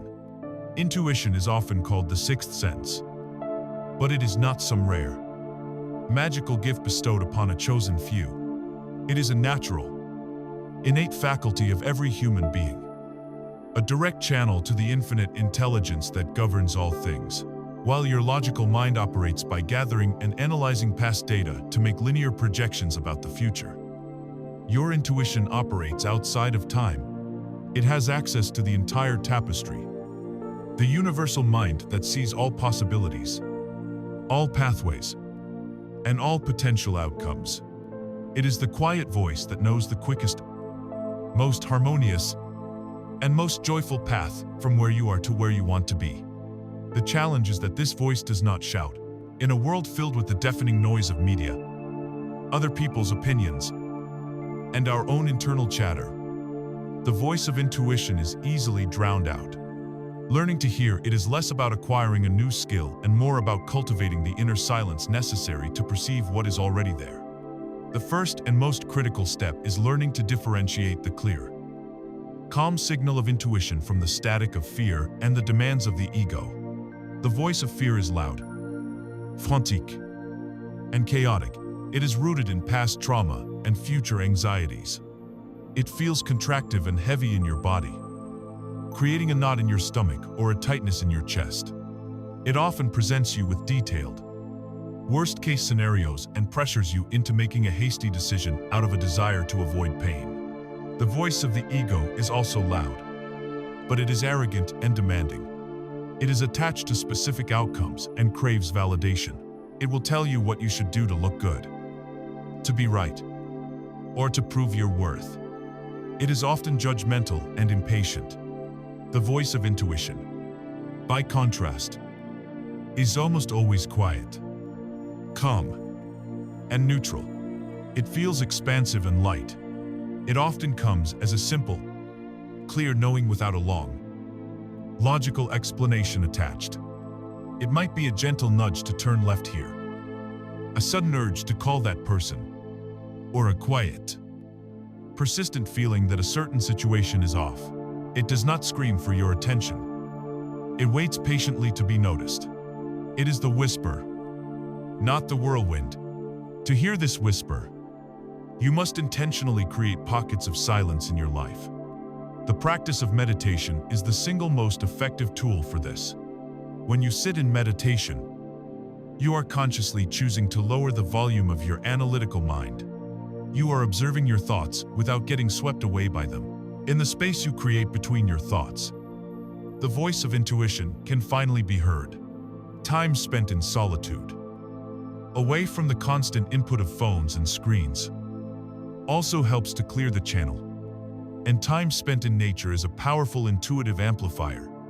The harmonious, coherent frequencies of the natural world help to calm your own energy field, making you more receptive to the subtle signals from the universe.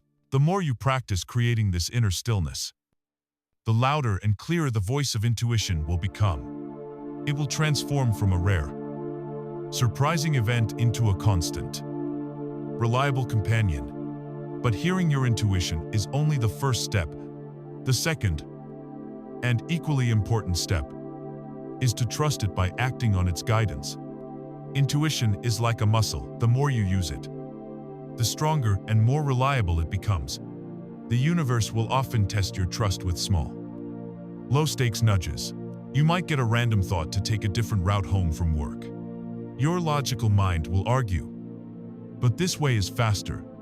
Acting on the intuitive nudge, even when it makes no logical sense, is an act of faith. And you may find that on that different route, you avoid a major traffic jam, or you happen to see a for rent sign on your dream apartment. You might get a sudden urge to reach out to a friend you haven't spoken to in years. When you do, you might discover they have the exact connection or solution you've been looking for. Each time you act on these nudges and are rewarded with a positive outcome or a meaningful synchronicity, you are building a powerful feedback loop of trust. You are sending a clear message to the universe. I am listening. I trust your guidance. In response, the universe will begin to send you bigger, clearer, and more significant guidance, knowing that you can be relied upon to follow it. Let us imagine the story of a successful entrepreneur named Sarah. Her company is on the verge of a massive merger with a larger corporation. On paper, the deal is a dream come true. It will make her and her partners incredibly wealthy. Her lawyers have vetted it. Her board has approved it. And her own logical mind tells her it is the pinnacle of her career. The day of the signing arrives. As she sits at the boardroom table, Ben in Hunt, she is overcome with a quiet but unshakable feeling in her gut. It is not fear. It is not anxiety. It is a calm, clear, simple knowing that says, "Do not sign these papers." She has no logical reason. The other company appears to be a pillar of stability. Her partners are beaming, ready to celebrate. To back out now would be professional suicide. Every logical fiber of her being is screaming at her to sign, but she has spent years cultivating her relationship with her intuition. She has learned to trust the quiet inner voice above all others. She puts the pen down. She calmly states that she cannot go through with the deal, offering no logical explanation because she has none. The room explodes in confusion and anger. Her partners feel betrayed. Her reputation is damaged. For weeks, she is racked with doubt, wondering if she has just made the biggest mistake of her life. Then, 3 months later, the news breaks. A massive, deep-rooted accounting scandal is uncovered in the company she was about to merge with. It was a complete house of cards, and its top executives are facing indictment. The corporation collapses into bankruptcy. If Sarah had signed those papers, her own beloved company would have been dragged down with it, destroyed in the ensuing legal and financial firestorm. Her intuition, her direct line to an intelligence that could see the whole picture, saved her from absolute ruin. This is the power of the guidance system within you.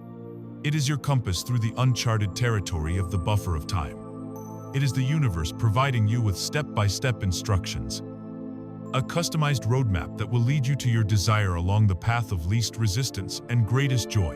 This intuitive guidance, these nudges to go here and say this or avoid that, will almost always prompt you to do something. They are a call to action. This raises a vital question about the nature of our own efforts in the creative process. What kind of action is required of us? Is it the hard, grinding, stressful work we've been taught is necessary for success? Or is there another, more graceful, more powerful way to act? This is the crucial distinction between the forced hustle of the ego and the effortless power of inspired action.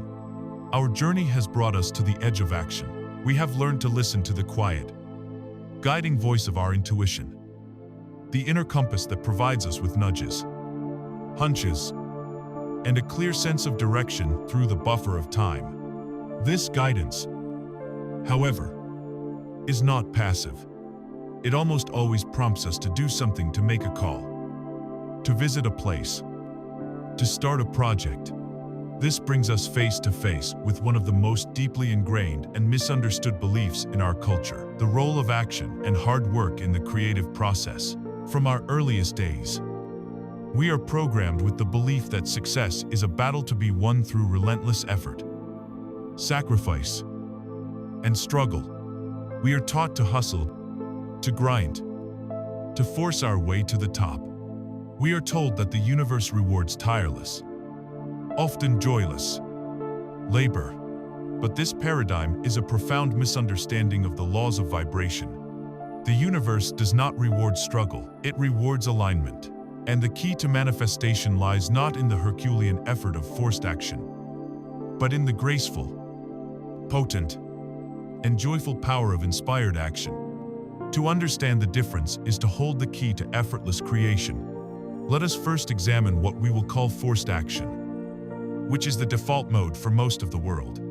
Forced action is born from the ego and the logical mind. Its root vibration is fear, lack, and doubt. It operates from the belief that the universe won't deliver unless I make it happen.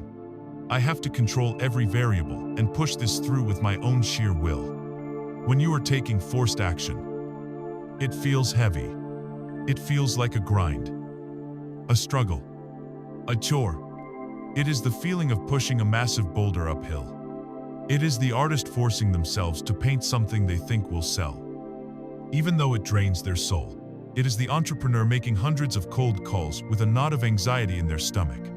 This type of action often leads to burnout, resentment, and, most frustratingly, mediocre results. Why? Because while you may be physically acting towards your goal, your underlying vibration of fear and lack is sending a powerful contradictory signal to the universe. You are, in effect, driving a car with one foot on the accelerator and the other foot pressed firmly on the brake. It is exhausting, inefficient, and you don't get very far. It is the energy of paddling furiously upstream against the powerful current of the universe. Now, let us consider its opposite: inspired action. Inspired action is born from a state of alignment. Its source is your intuition, your higher self. Its root vibration is trust, joy, and enthusiasm. It operates from the belief that my desire is a certainty, and the universe is guiding me to it along the path of least resistance. This next step feels exciting and right. When you are taking inspired action, it feels light, effortless, and often like play. You lose track of time. You are not pushing the boulder. you are joyfully running alongside it as it rolls downhill. Guided by gravity, inspired action doesn't feel like a struggle, because you are no longer fighting the current. You have turned your canoe around and are now paddling in harmony with the powerful downstream flow of the universe. This type of action is incredibly potent and effective. It is where synchronicities happen, where the lucky breaks occur, and where miraculous results appear with astonishing speed and ease. It is the scientist who gets a sudden, game-changing insight while taking a walk. It is the writer who receives an idea that flows onto the page so quickly they can barely type fast enough. It is the joyful next step that feels so natural you cannot not take it. Your practical guide to telling the difference is simple: follow the feeling. The path to your desire is not paved with dread and obligation. It is paved with joy, excitement, and relief. When you are considering an action, check in with your emotional guidance system. Does the thought of it make you feel heavy and contracted? That is likely forced action. Let it go for now and focus on realigning your vibration. Does the thought of it make you feel light, expansive, and genuinely excited? Even if it seems small or illogical, that is the universe calling. That is inspired action. Follow that thread. Follow the fun. Follow the energy. The universe guides you toward your manifestations through the breadcrumb trail of your own joy. Let's illustrate this with the story of an artist named Alara. For years, Alara bought into the struggling artist myth. She was immensely talented, but believed she had to hustle and grind to make a living. She spent her days forcing herself to paint sterile, corporate art that she thought was commercially viable. And she hated every moment. It was a chore. She spent her evenings miserably forcing herself to go to stuffy networking events, handing out business cards with a fake smile. Her actions were all rooted in a deep fear of failure. She was working harder than ever, but she was vibrationally broadcasting, "I hate this. This is a struggle. I'm afraid I won't make it." And the universe, in its perfect reflection, gave her more struggle and more evidence that she wasn't making it. She was burnt out, broke, and ready to abandon her lifelong dream. At her absolute breaking point, and she surrenders. She says to the universe, "I give up. I'm done fighting. If I'm going to be a broke, failed artist, I'm at least going to enjoy myself. I'm going to paint only what brings me joy." A profound shift occurs. She lets go of trying to make success happen. She clears her studio of the corporate art and begins to paint a series of strange, whimsical, deeply personal landscapes that come to her in her dreams. The process is pure joy. She enters a state of flow, losing all track of time, laughing as she paints. It doesn't feel like work. It feels like remembering who she is. One day, after finishing a painting she particularly loves, she gets a sudden, happy, intuitive nudge. It's not a logical business strategy. The thought is just, this painting would look beautiful in that little independent coffee shop on the corner. The idea feels light and fun. She isn't trying to sell it or get discovered. She just follows the joyful impulse. She talks to the owner, who agrees to hang it on the wall. A week later, a world-renowned art critic, a man who lives in another city and never deviates from his schedule of visiting elite galleries, is driving through Alara's neighborhood. His car gets a sudden, inexplicable flat tire.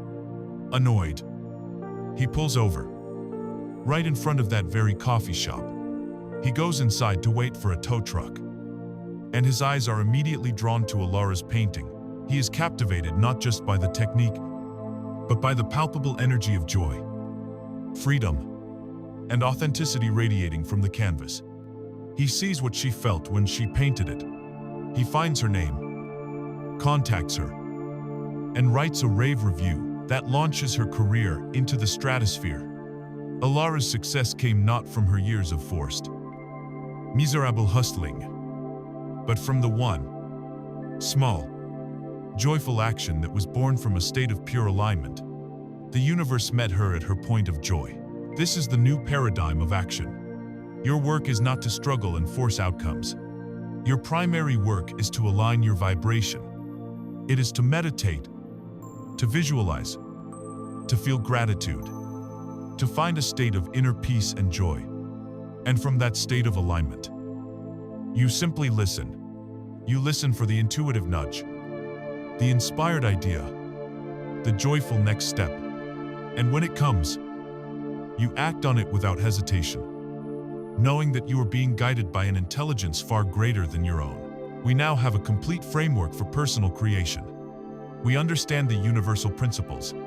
We know how to manage our vibration through our thoughts, feelings, and bodies. And we know how to act in a way that is in harmony with the universal flow. It is now time to take this powerful framework and apply it to one of the most charged, misunderstood, and vital areas of human experience. An area rife with limiting beliefs and low-frequency energy, the creation of wealth and abundance. We have now constructed a complete and powerful framework for conscious creation. We understand the universal laws. We know how to tune our inner instrument of thought and feeling. And we have learned to act in graceful harmony with the universe through inspired action. It is time to apply this framework to one of the most significant, emotionally charged, and misunderstood areas of human life, the creation of abundance and the energy of money. No other subject is so laden with limiting beliefs, cultural programming, and intense vibrational baggage. To become a master of your reality, you must become a master of your relationship with this energy. It is time to strip away the fear, the guilt, and the confusion, and to see money for what it truly is, a neutral, magnificent form of energy that responds to vibration, just like everything else. First, we must demystify money, the paper in your wallet, the metal of a coin, the digital numbers on a screen. These things have no inherent power. They are symbols. Money is a neutral medium of exchange, a tool we use to trade our time, energy, and value with one another. It is neither good nor evil. It is an amplifier. In the hands of a generous, creative person, money becomes a tool for immense good, funding innovation, healing, and art. In the hands of a fearful, greedy person, it becomes a tool for control and destruction. The money itself is impartial. Because it is a form of energy, it must, by law, obey the principle of vibration. Money and abundance flow not to those who deserve it, or even those who work the hardest in a conventional sense. It flows to those who are in vibrational harmony with it. To attract wealth, you must become a vibrational match for wealth.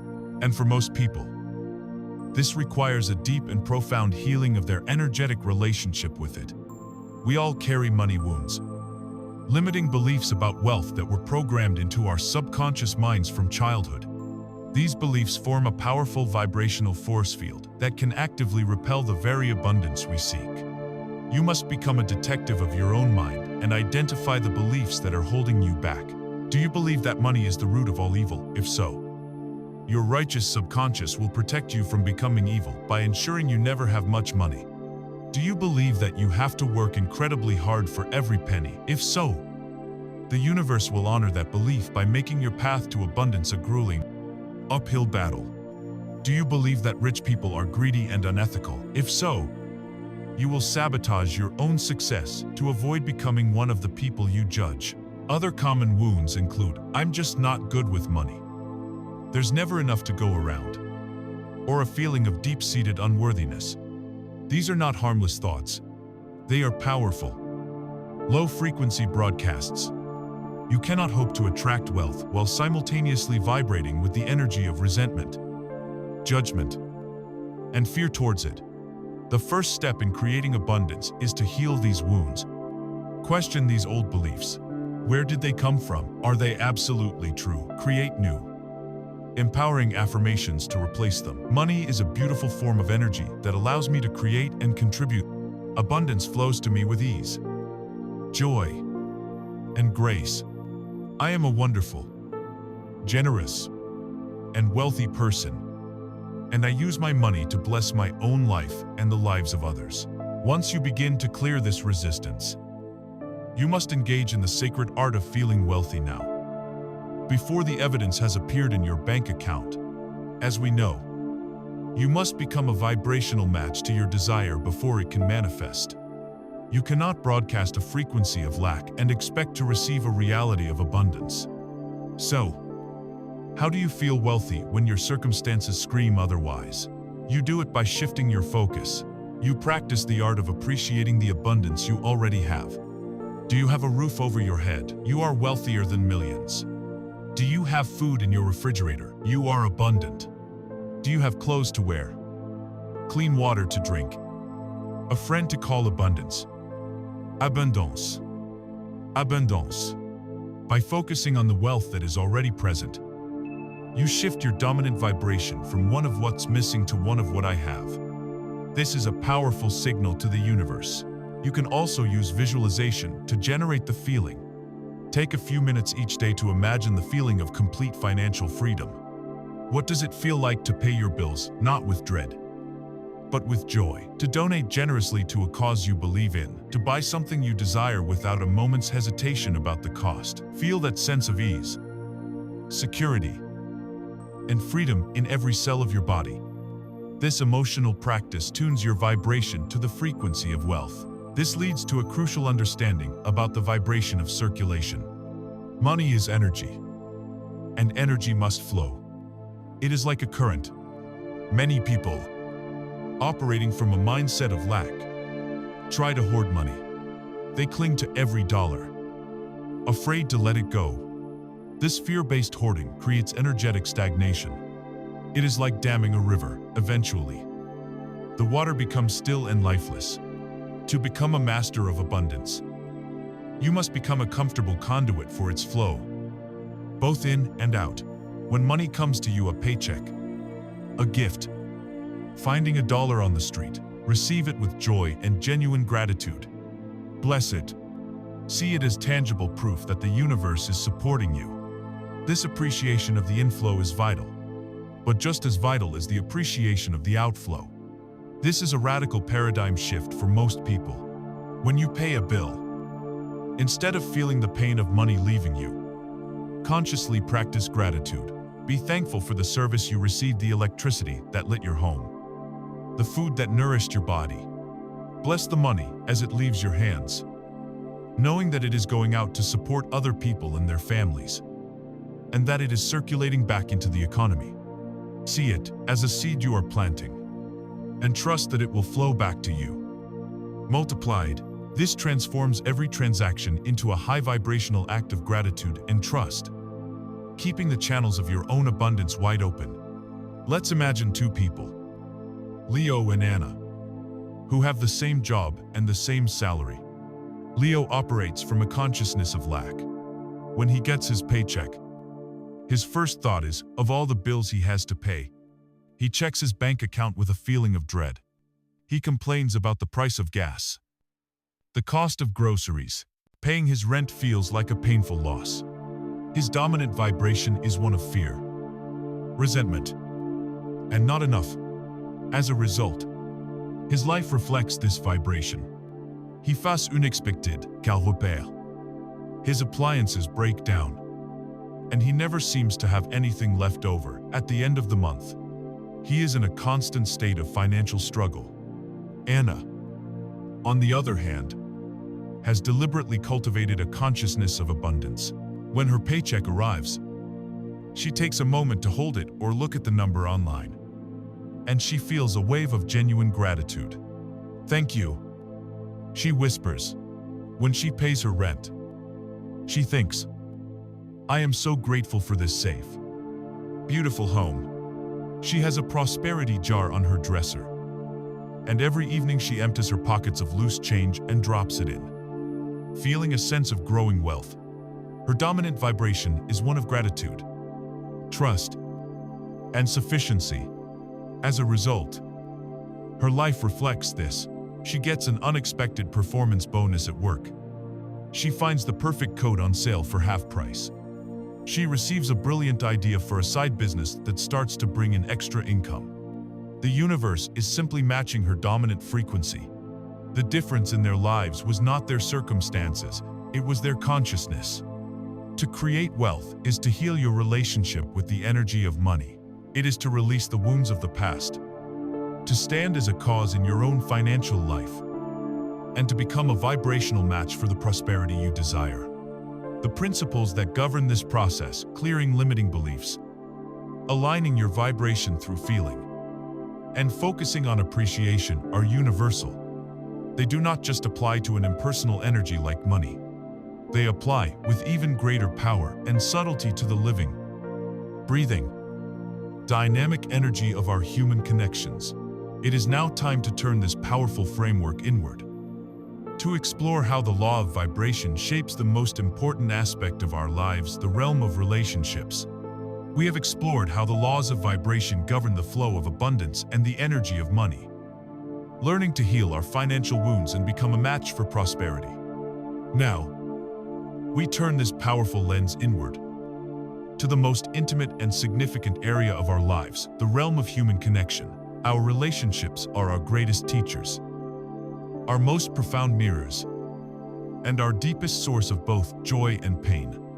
They are not random encounters or matters of luck.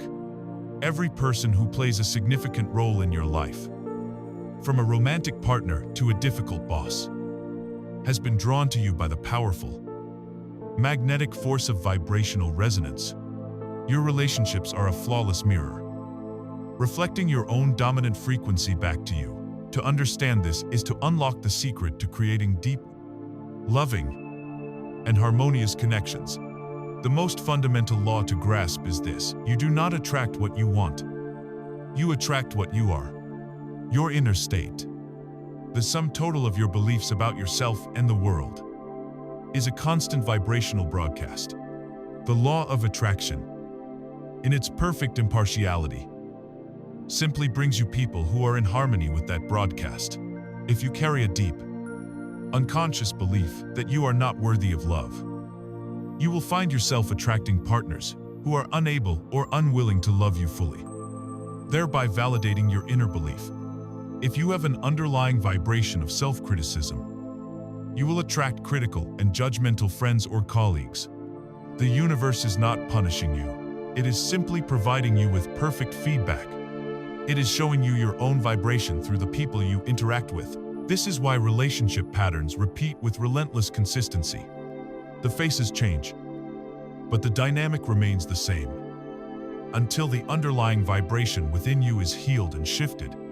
This understanding is paramount when it comes to attracting a romantic partner.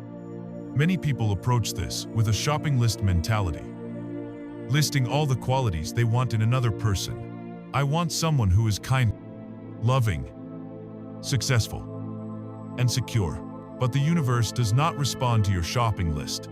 It responds to your broadcast. The pivotal question is not, what do you want, but who are you being? To attract a partner who is loving, you must first become a being who is full of self-love. To attract a partner who is secure, you must first cultivate your own deep sense of inner security. To attract a partner who is respectful and trustworthy, you must first treat yourself with respect and become someone who trusts their own inner guidance. You cannot ask for a frequency from the world that you are not generating within yourself. The old idea of seeking your other half to complete you comes from a place of lack. The path of the conscious creator is to become so whole, so complete, and so in love with your own life and your own being, that you no longer need a partner to feel happy. And it is from that powerful, self-sufficient, high vibrational state that you will effortlessly attract another whole, happy, and complete individual to share your journey with. These principles also hold the key to transforming the relationships you are already in. It is a common human tendency to focus on what we perceive as the flaws in others. We fixate on the annoying habits of our spouse, the political disagreements with a parent, or the perceived incompetence of a coworker. But what you focus on, you amplify. When you consistently focus on the negative aspects of another person, You are vibrationally activating those very qualities within them and within your shared dynamic. You are asking the universe to show you more of what you don't like. The master of relationships learns to do the opposite. They consciously withdraw their attention from the unwanted traits and deliberately focus on the qualities they appreciate and admire. This is not about denial or pretending problems don't exist. It is a powerful energetic practice. Make a commitment for 30 days to not speak a single critical word about your partner or a family member. Instead, every day, find one thing about them you genuinely appreciate, and either tell them or write it down. This simple act of shifting your focus from condemnation to appreciation will begin to work miracles. You are now broadcasting a different signal into your relationship, and the other person, consciously or unconsciously, will begin to resonate with it, reflecting more of their positive qualities back to you. It is also vital to reframe difficult relationships not as burdens, but as sacred assignments.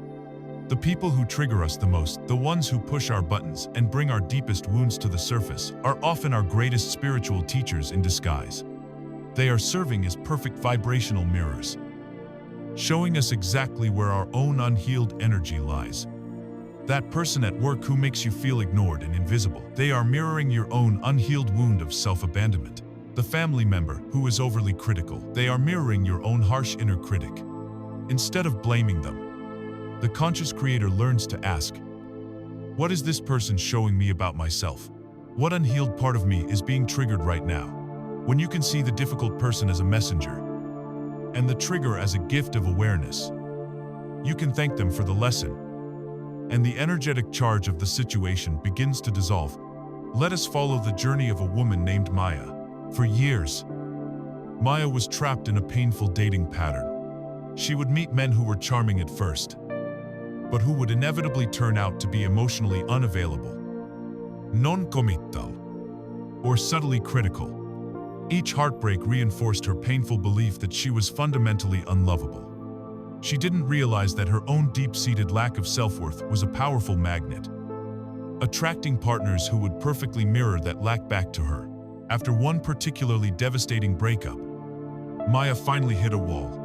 She realized the only common denominator in all these failed relationships was her. She made a life-changing decision. She would take a year off from dating entirely. She decided to stop looking for the one and to focus all her energy on becoming the one for herself. This was her sacred assignment. She started a daily practice of self-love. She filled a journal with things she appreciated about herself. She began to set firm boundaries with people who drained her energy. She took herself on dates, bought herself flowers, and learned to truly enjoy her own company. She started treating herself with the same kindness, respect, and adoration she had always craved from a partner. Slowly but surely, her dominant vibration shifted. It changed from "I am incomplete and need someone to validate me" to "I am whole, joyful, and complete, just as I am." One evening, about a year into her journey, she went to a friend's party, not to meet anyone, but simply to enjoy herself.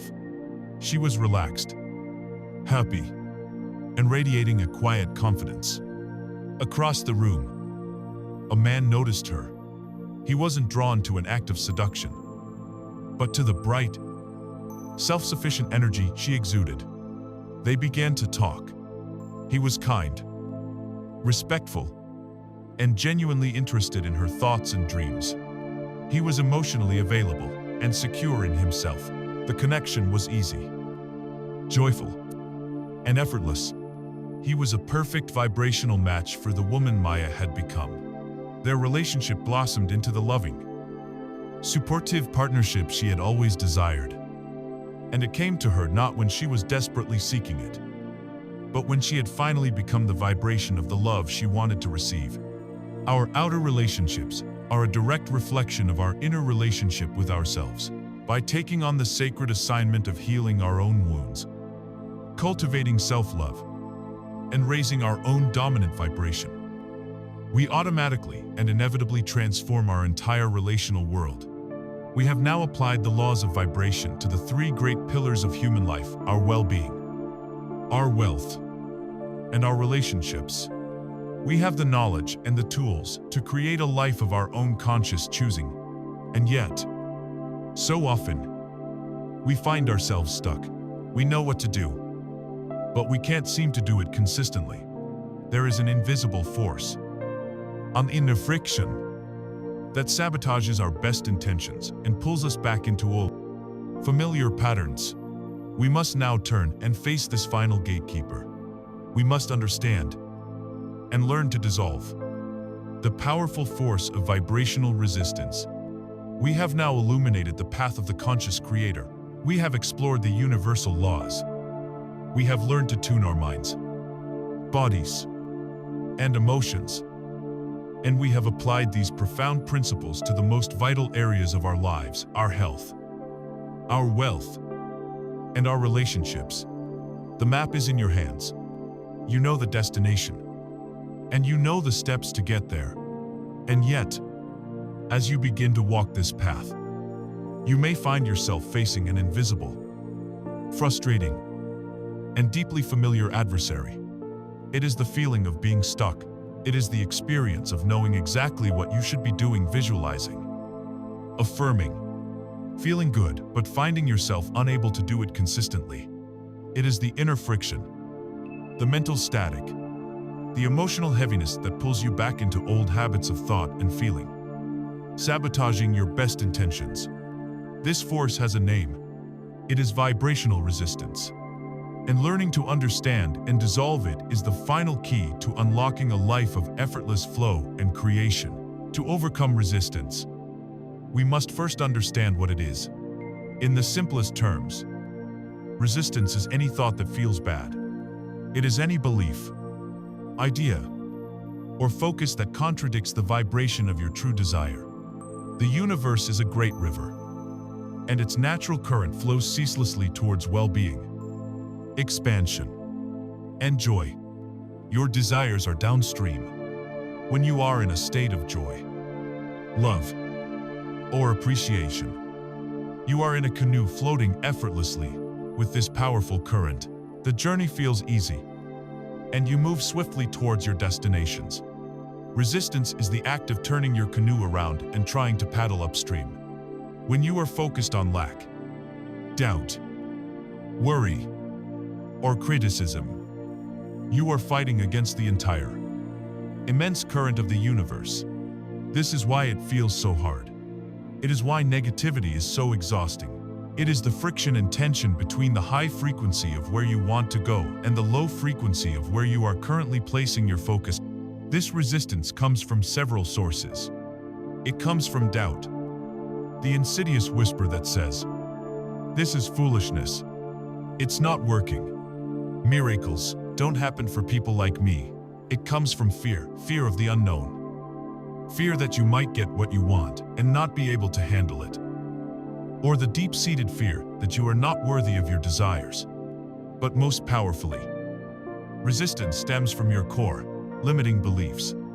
These are the foundational, often unconscious, truths you learned as a child: that life is a struggle, that you have to be perfect to be loved, that you're not smart enough, or that nothing ever works out for you. These beliefs are like a powerful, automatic upstream motor attached to your canoe, constantly working to pull you back into familiar, negative territory.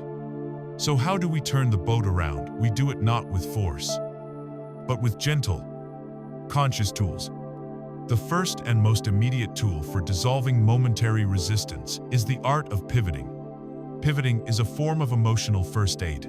The moment you notice you are feeling bad, the moment you realize you are paddling upstream, you must first gently stop paddling. Don't berate yourself for the negative thought. Don't fight it. Just acknowledge it without judgment. Okay, I see that I'm feeling worried about my finances. Then, consciously and deliberately, reach for a thought that feels even slightly better. The goal is not to make a heroic leap from fear to bliss. The goal is simply relief. If you are feeling despair about your debt, a thought of "I am wealthy" will likely feel false. But a thought like, okay, I don't know the solution, but I've solved problems before, might feel a little better. A thought like, for now, in this moment, I am safe, might offer a sliver of relief. A thought like, I'm willing to believe a solution could exist, might feel hopeful. Each of these slightly better feeling thoughts is an act of pivoting. You have gently turned your canoe just a few degrees downstream. You have eased up on the oars. The more you practice this, the quicker you become at catching yourself, and the easier it is to find the next better feeling thought, gradually turning yourself completely around until you are once again flowing with the current. For the deeper, more chronic patterns of resistance that stem from core limiting beliefs, a more profound tool is needed. We must learn to question the very thoughts that cause our suffering. Frameworks like the work of Byron Katie offer a simple method for this mental inquiry. You take a stressful, limiting belief, for example, I'm not good enough, and you put it to the test with 4 simple questions. First, is it true? Is it really absolutely true that you are not good enough? Your ego will scream yes. But if you get quiet, you may feel a deeper no. Second, can you absolutely know that it's true? This question introduces profound doubt into a belief that you have always accepted as fact. How could you possibly know the ultimate truth of your own worthiness? Third, how do you react? What happens when you believe that thought? You feel sad. You don't take risks. You sabotage your relationships. You treat yourself poorly. You connect the thought directly to the pain it causes. And the fourth, most liberating question, who would you be without that thought? Imagine yourself, just for a moment, moving through your life without the belief I'm not good enough. You would be confident, creative, open, and joyful. This process doesn't attack the belief. It lovingly dismantles it by exposing it to the light of your own awareness. It helps you see that your resistance is not a fundamental truth, but simply a story you've been telling yourself. It is absolutely crucial to understand that experiencing resistance is not a sign that you are failing. It is a normal, natural, and necessary part of the process of transformation. You are a human being, conditioned over decades to think and feel in certain ways. As you begin to raise your vibration, these old patterns will inevitably surface to be healed and released. Resistance is simply a signal. It is your emotional guidance system working perfectly, pointing to the next belief that is ready to be let go of. See it not as a roadblock, but as a helpful arrow on the map, showing you exactly where the next piece of treasure, the next piece of your own freedom is buried. The goal is not a life completely free of resistance. The goal is to become so practiced at these tools that you dramatically shorten the time you spend in a state of resistance. It is to learn to recognize the feeling of paddling upstream so quickly that you can drop the oars, pivot, and get back into the flow with grace and ease. Your desire is the ocean. The natural flow of the universe is the powerful river current, always moving you towards that ocean of well-being. Your limiting beliefs and negative thoughts are the act of paddling against that current.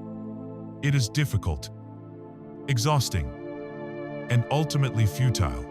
Letting go of resistance is the simple, profound act of dropping the oars. It is trusting that the current knows where it is going and has the power to carry you.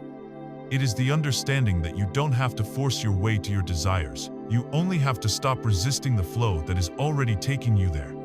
This process of recognizing and releasing resistance is not something you do once, just as an athlete must train their body daily to stay in peak condition, and a musician must practice daily to stay in tune. A conscious creator must tend to their own vibration on a daily basis.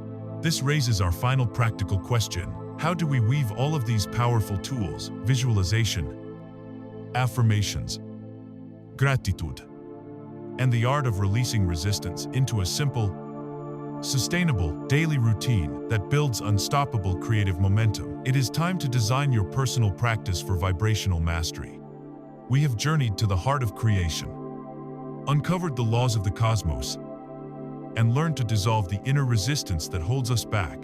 We now stand as conscious, empowered beings, holding the complete set of tools needed to shape our reality.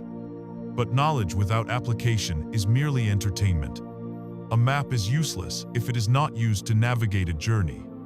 The final, crucial step is to move from theory to practice, to transform this profound knowledge into a living, breathing reality.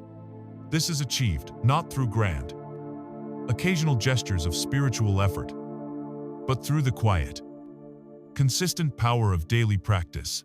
Just as a world-class musician practices their scales every single day to maintain their mastery, and a champion athlete trains their body daily to stay in peak condition, the conscious creator must tend to their own vibration with daily, deliberate intention. It is through these small, consistent rituals that we build unstoppable creative momentum and forge a new identity.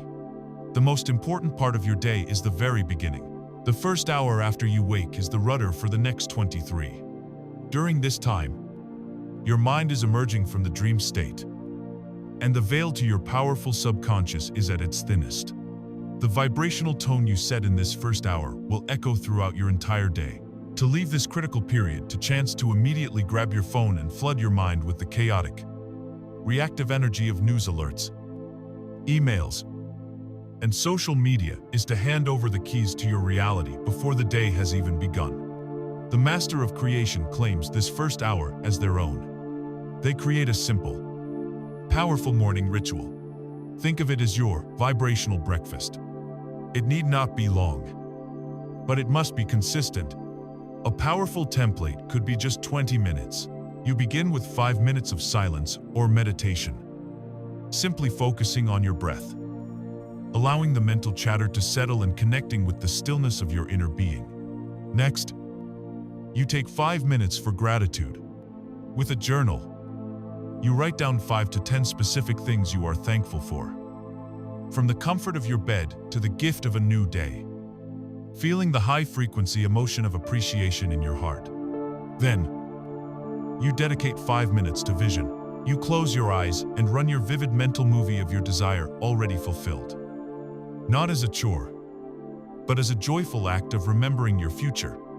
Finally, you spend 5 minutes on declaration, speaking your most important I am affirmations aloud with power and conviction, commanding your day and your reality into alignment. You can customize this practice, but the principle is paramount. Start your day by consciously and deliberately tuning your own frequency before you allow the world to try and tune it for you. Having set a powerful, positive tone for the day, the next step is to maintain it. Life will inevitably present you with challenges, a stressful meeting, a difficult conversation, an unexpected problem. These events can easily pull you out of your high vibrational morning state and into a downward spiral of reaction. To prevent this, you use a technique called a pattern interrupt. This is a pre-planned, conscious break to check in and reset your vibration. A simple way to do this is to set 2 or 3 alarms on your phone throughout your workday, labeled check-in or reset. When the alarm goes off, you pause for just 60 seconds. You take 1 deep, slow breath. You ask yourself the simple question, how am I feeling right now? What am I vibrating? If you notice you've drifted into a state of stress or negativity, you use a quick tool to pivot. You might look at a picture of a loved one, recall one of your gratitudes from the morning, or simply force a smile, which can begin to shift your physiology. This simple, 60-second practice is incredibly powerful. It prevents a small negative mood from snowballing into a bad day. It keeps you in the driver's seat of your own energy, making small course corrections throughout the day to ensure you stay on track. Just as you begin the day with intention, you must also close it with intention. Most people stumble into sleep, exhausted, carrying the full weight and stress of the day in their minds. As they sleep, their subconscious then marinates in this low-frequency energy for 8 hours, creating more of it. The conscious creator follows a different path. They create a simple evening ritual to release the day and program their subconscious for success. The first part of this ritual is to release. Before bed, You might engage in a mental dump by writing down on a piece of paper any worries, frustrations, or unfinished tasks that are swirling in your head. This symbolic act gets them out of your mind and onto the paper, allowing you to let them go. The second part is to program, the state just before you fall asleep, known as the hypnagogic state, is another prime opportunity to access the subconscious. As you lie in bed, drifting off, you can consciously choose your final thoughts. You might review your goals, look at your vision board, or, most powerfully, replay the joyful mental movie of your desire fulfilled. As you fall asleep holding that positive, high-frequency vision, you are giving your subconscious mind its creative instructions for the night. You are turning your 8 hours of sleep from a passive, unconscious activity into an active, powerful period of manifestation. To support these daily practices, it is wise to create your own personal, vibrational first aid kit. This is a precompiled collection of your personal go-to tools for an instant emotional lift. It is your emergency toolkit for when you feel stuck in a low-frequency state. Your kit might include a specific playlist of songs that always make you feel powerful and happy. It might be a folder on your phone with photos of your most cherished memories. It could be a list of inspiring quotes, a link to a funny video that always makes you laugh, or a small bottle of an essential oil whose scent immediately calms you. The key is to have this toolkit assembled before you need it. When you are in a state of deep frustration or sadness, you won't have the mental energy to think of what might make you feel better. Having your kit ready allows you to simply reach for a proven tool to help you shift your state quickly and effectively.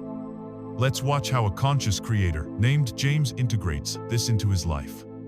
He wakes up at 6:30 a.m. Instead of grabbing his phone, he sits on the edge of his bed and meditates for 10 minutes. He then writes 5 things he is grateful for in his journal and speaks his core affirmations while making coffee. Before he starts work, he visualizes his key project succeeding. His day has begun from a place of centered power. Around 11 am, he gets a stressful email that makes his stomach clench. His check-in alarm on his phone vibrates. He closes his eyes, takes 3 deep breaths, acknowledges the feeling of stress, and thinks, "I am capable of handling this." He has interrupted the pattern of anxiety. In the evening, instead of mindlessly scrolling through his phone, he spends 10 minutes journaling about his day, releasing any lingering frustration. As he gets into bed, he visualizes his perfect vacation, feeling the sun on his skin as he drifts off to sleep. James's life is not free of challenges, but he is no longer a victim of them. He is the active conductor of his own energy. Mastery is not a singular event, it is the cumulative result of your daily habits. By creating simple, sustainable rituals, you are doing more than just managing your mood. You are fundamentally rewiring your brain and reconditioning your body to a new, higher vibrational set point. You are transforming from someone who is a passive observer of their life into the powerful, deliberate architect of their experience. We have now traveled from the deepest theories of the cosmos to the most practical, moment-to-moment applications in your daily life. We have assembled the complete blueprint for conscious creation. The final step on this journey is not about learning something new. It is about becoming someone new. It is about fully shedding the skin of your old, limited identity and stepping into the magnificent truth of who you were always meant to be. We have reached the summit of our journey together. We began by listening for a whisper in the universe, and we have discovered that we are the ones who are singing the song. We have traveled back to the dawn of wisdom to uncover the 7 Hermetic principles, the immutable laws that form the very architecture of reality. We decoded the principle of vibration, realizing that nothing is solid and everything is a dance of energy. We learned to read our own frequency through the infallible compass of our emotions. We embraced our power as the gardeners of our minds, learning to direct our thoughts, visualize our desire, and command our reality with the power of our words. We have tuned our physical bodies, our sacred instruments, Through conscious choices about what we consume and how we move, we have learned to curate our external environment, to release resistance, and to build the daily habits of a master. We have come to understand the science of creation, but the final step of this journey is not about learning one more thing. It is about becoming someone entirely new. It is about the complete and total acceptance of your new identity as a conscious creator, and finally beginning to live in alignment with this magnificent truth. The single most important transformation that occurs on this path is a fundamental shift in identity. You began this journey, perhaps, in the mindset of the victim. The victim is the person to whom life happens. They are a product of their circumstances, a reflection of their past. Upon moved by external forces, the victim's defining question is, why is this happening to me? And their dominant feeling is one of powerlessness. That identity is now obsolete. It was based on a misunderstanding of how reality works. Through the knowledge you have gained, you have shed that old skin. You are now stepping into the identity of the Creator. The Creator is the person who happens to life. They are the source of their circumstances, the cause of their effects. The Creator's defining question is, what reality am I choosing to vibrate in harmony with now? And their dominant feeling is one of sovereign power. This is not just a change in positive thinking, it is a change in the very locus of your being. You are no longer looking to the outside world to determine your inner state. You are using your inner state to determine your outside world. This is the great liberation. With this new identity comes a new understanding of control. The old victim mindset believes that control means struggling to manipulate the external world. It is the exhausting effort of trying to control other people's opinions, trying to force a specific outcome, trying to manage every single detail of a plan. This path is one of immense struggle and constant disappointment, because you are trying to control things that are ultimately outside of your control. The Creator understands a more profound and effective form of control. True power is not controlling the world. It is the absolute mastery of the only thing you ever had control over in the first place, your own point of vibration. You control your thoughts. You control your focus. You control your emotional response. By mastering your inner world, you gracefully release the need to control the outer world. You become the director of a grand film. You set the scene. You choose the genre. You define the emotional tone. And then you trust the great universal intelligence to handle the casting, the lighting, and the logistics. You do your part, and you allow the universe, the master of complexity, to do its part. This is the dance of co-creation. It is a partnership built on trust, not a battle fought with effort. This new way of living also shifts the focus from the destination to the journey itself. In the old paradigm, joy was a future event, contingent upon achieving a goal. I will be happy when I get the promotion, when I lose the weight, when I find the partner. This places happiness perpetually on the horizon, always just out of reach. The conscious creator finds joy in the creative process itself. The joy is in the moment-by-moment act of choosing a better feeling thought. The joy is in the delicious feeling of a successful visualization. The joy is in the surge of power that comes from speaking an affirmation that resonates in your soul. The joy is in witnessing the small synchronicities and winks from the universe that show you are in alignment. The prize is not just getting the thing. The prize is the person you become in the process of aligning with your desires. You become more joyful, more trusting, more appreciative, more powerful. The manifestation is simply the beautiful, inevitable byproduct of this magnificent inner transformation. To crystallize this entire teaching into a single, powerful metaphor, let this be your new understanding of yourself and the world. You are a living, human broadcast tower, your being, the sum total of your dominant thoughts, your core beliefs, your emotional habits, and your physical state, is constantly emitting a complex and powerful frequency signal. 24 hours a day, 7 days a week. You cannot turn it off. You are always broadcasting something. The universe is the grand, impartial receiver. It contains no judgment, no preferences, no favorites. Its only function is to receive the signal you are broadcasting and to perfectly reflect it back to you in the form of physical reality. The people, the conditions, the events, and the circumstances of your life are not random. They are the song that is playing on the radio station of your reality. And that song is a perfect match to the frequency you are broadcasting. If you do not like the song that is playing, if you are experiencing a reality of lack, loneliness, struggle, or sickness, it is utterly useless to get angry at the radio. It is pointless to try and smash the speakers or to demand the radio station play a different tune. The radio is simply doing its job flawlessly. It is playing the signal it is receiving. To change the music of your life, you must change your broadcast. You must go back to the studio of your own consciousness and choose to play a different song. You must change your frequency. The power is not out there. It has been, and always will be, inside you. You are the source of the signal. You are the conductor of the orchestra. You are the dreamer of the dream. This is the truth of your being. To live in alignment is to accept this truth not just intellectually, but viscerally. It is to wake up each morning and know that you are the creator of your day.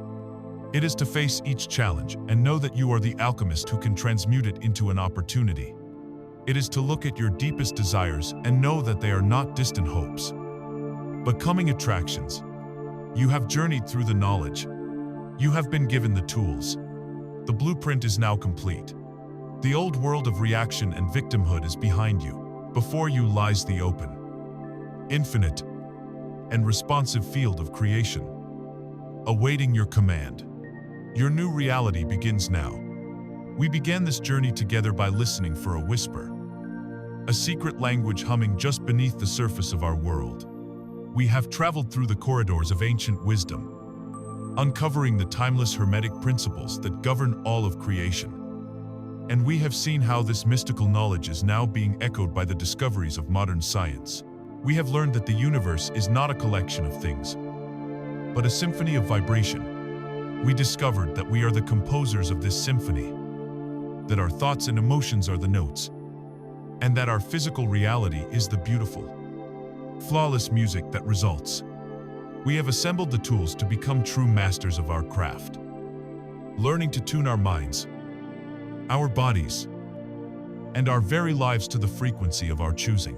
This journey has shown us that we are not passive observers in a random world, but powerful, deliberate creators in a responsive, vibrational universe.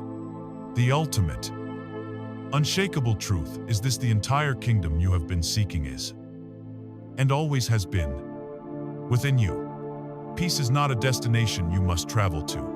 It is a frequency you can choose to broadcast in any moment. Abundance is not a treasure you must find. It is a resonance you learn to embody. Love is not something you must earn or chase. It is the very essence of your being. A vibration you can unleash to call its perfect reflection into your life. You are not a small, powerless fragment of the universe, hoping for its favor. You are the energetic source of your personal universe. You are the sun around which your reality orbits. Let this knowledge settle into your soul, not as a fascinating concept, but as your new, living identity. Feel the quiet power that comes with this understanding. Feel the shift from hope to certainty, from confusion to clarity, from feeling like a victim of life to knowing that you are its master. Your life, from this moment forward, is not a pre-written script that you must follow. It is a magnificent, unwritten symphony, and the score is blank. The cosmic orchestra is seated. Their instruments are tuned, and they are looking to you, their conductor. With silent anticipation, you now hold the baton. You know how the music is made. Pick it up. Choose your frequency. Begin.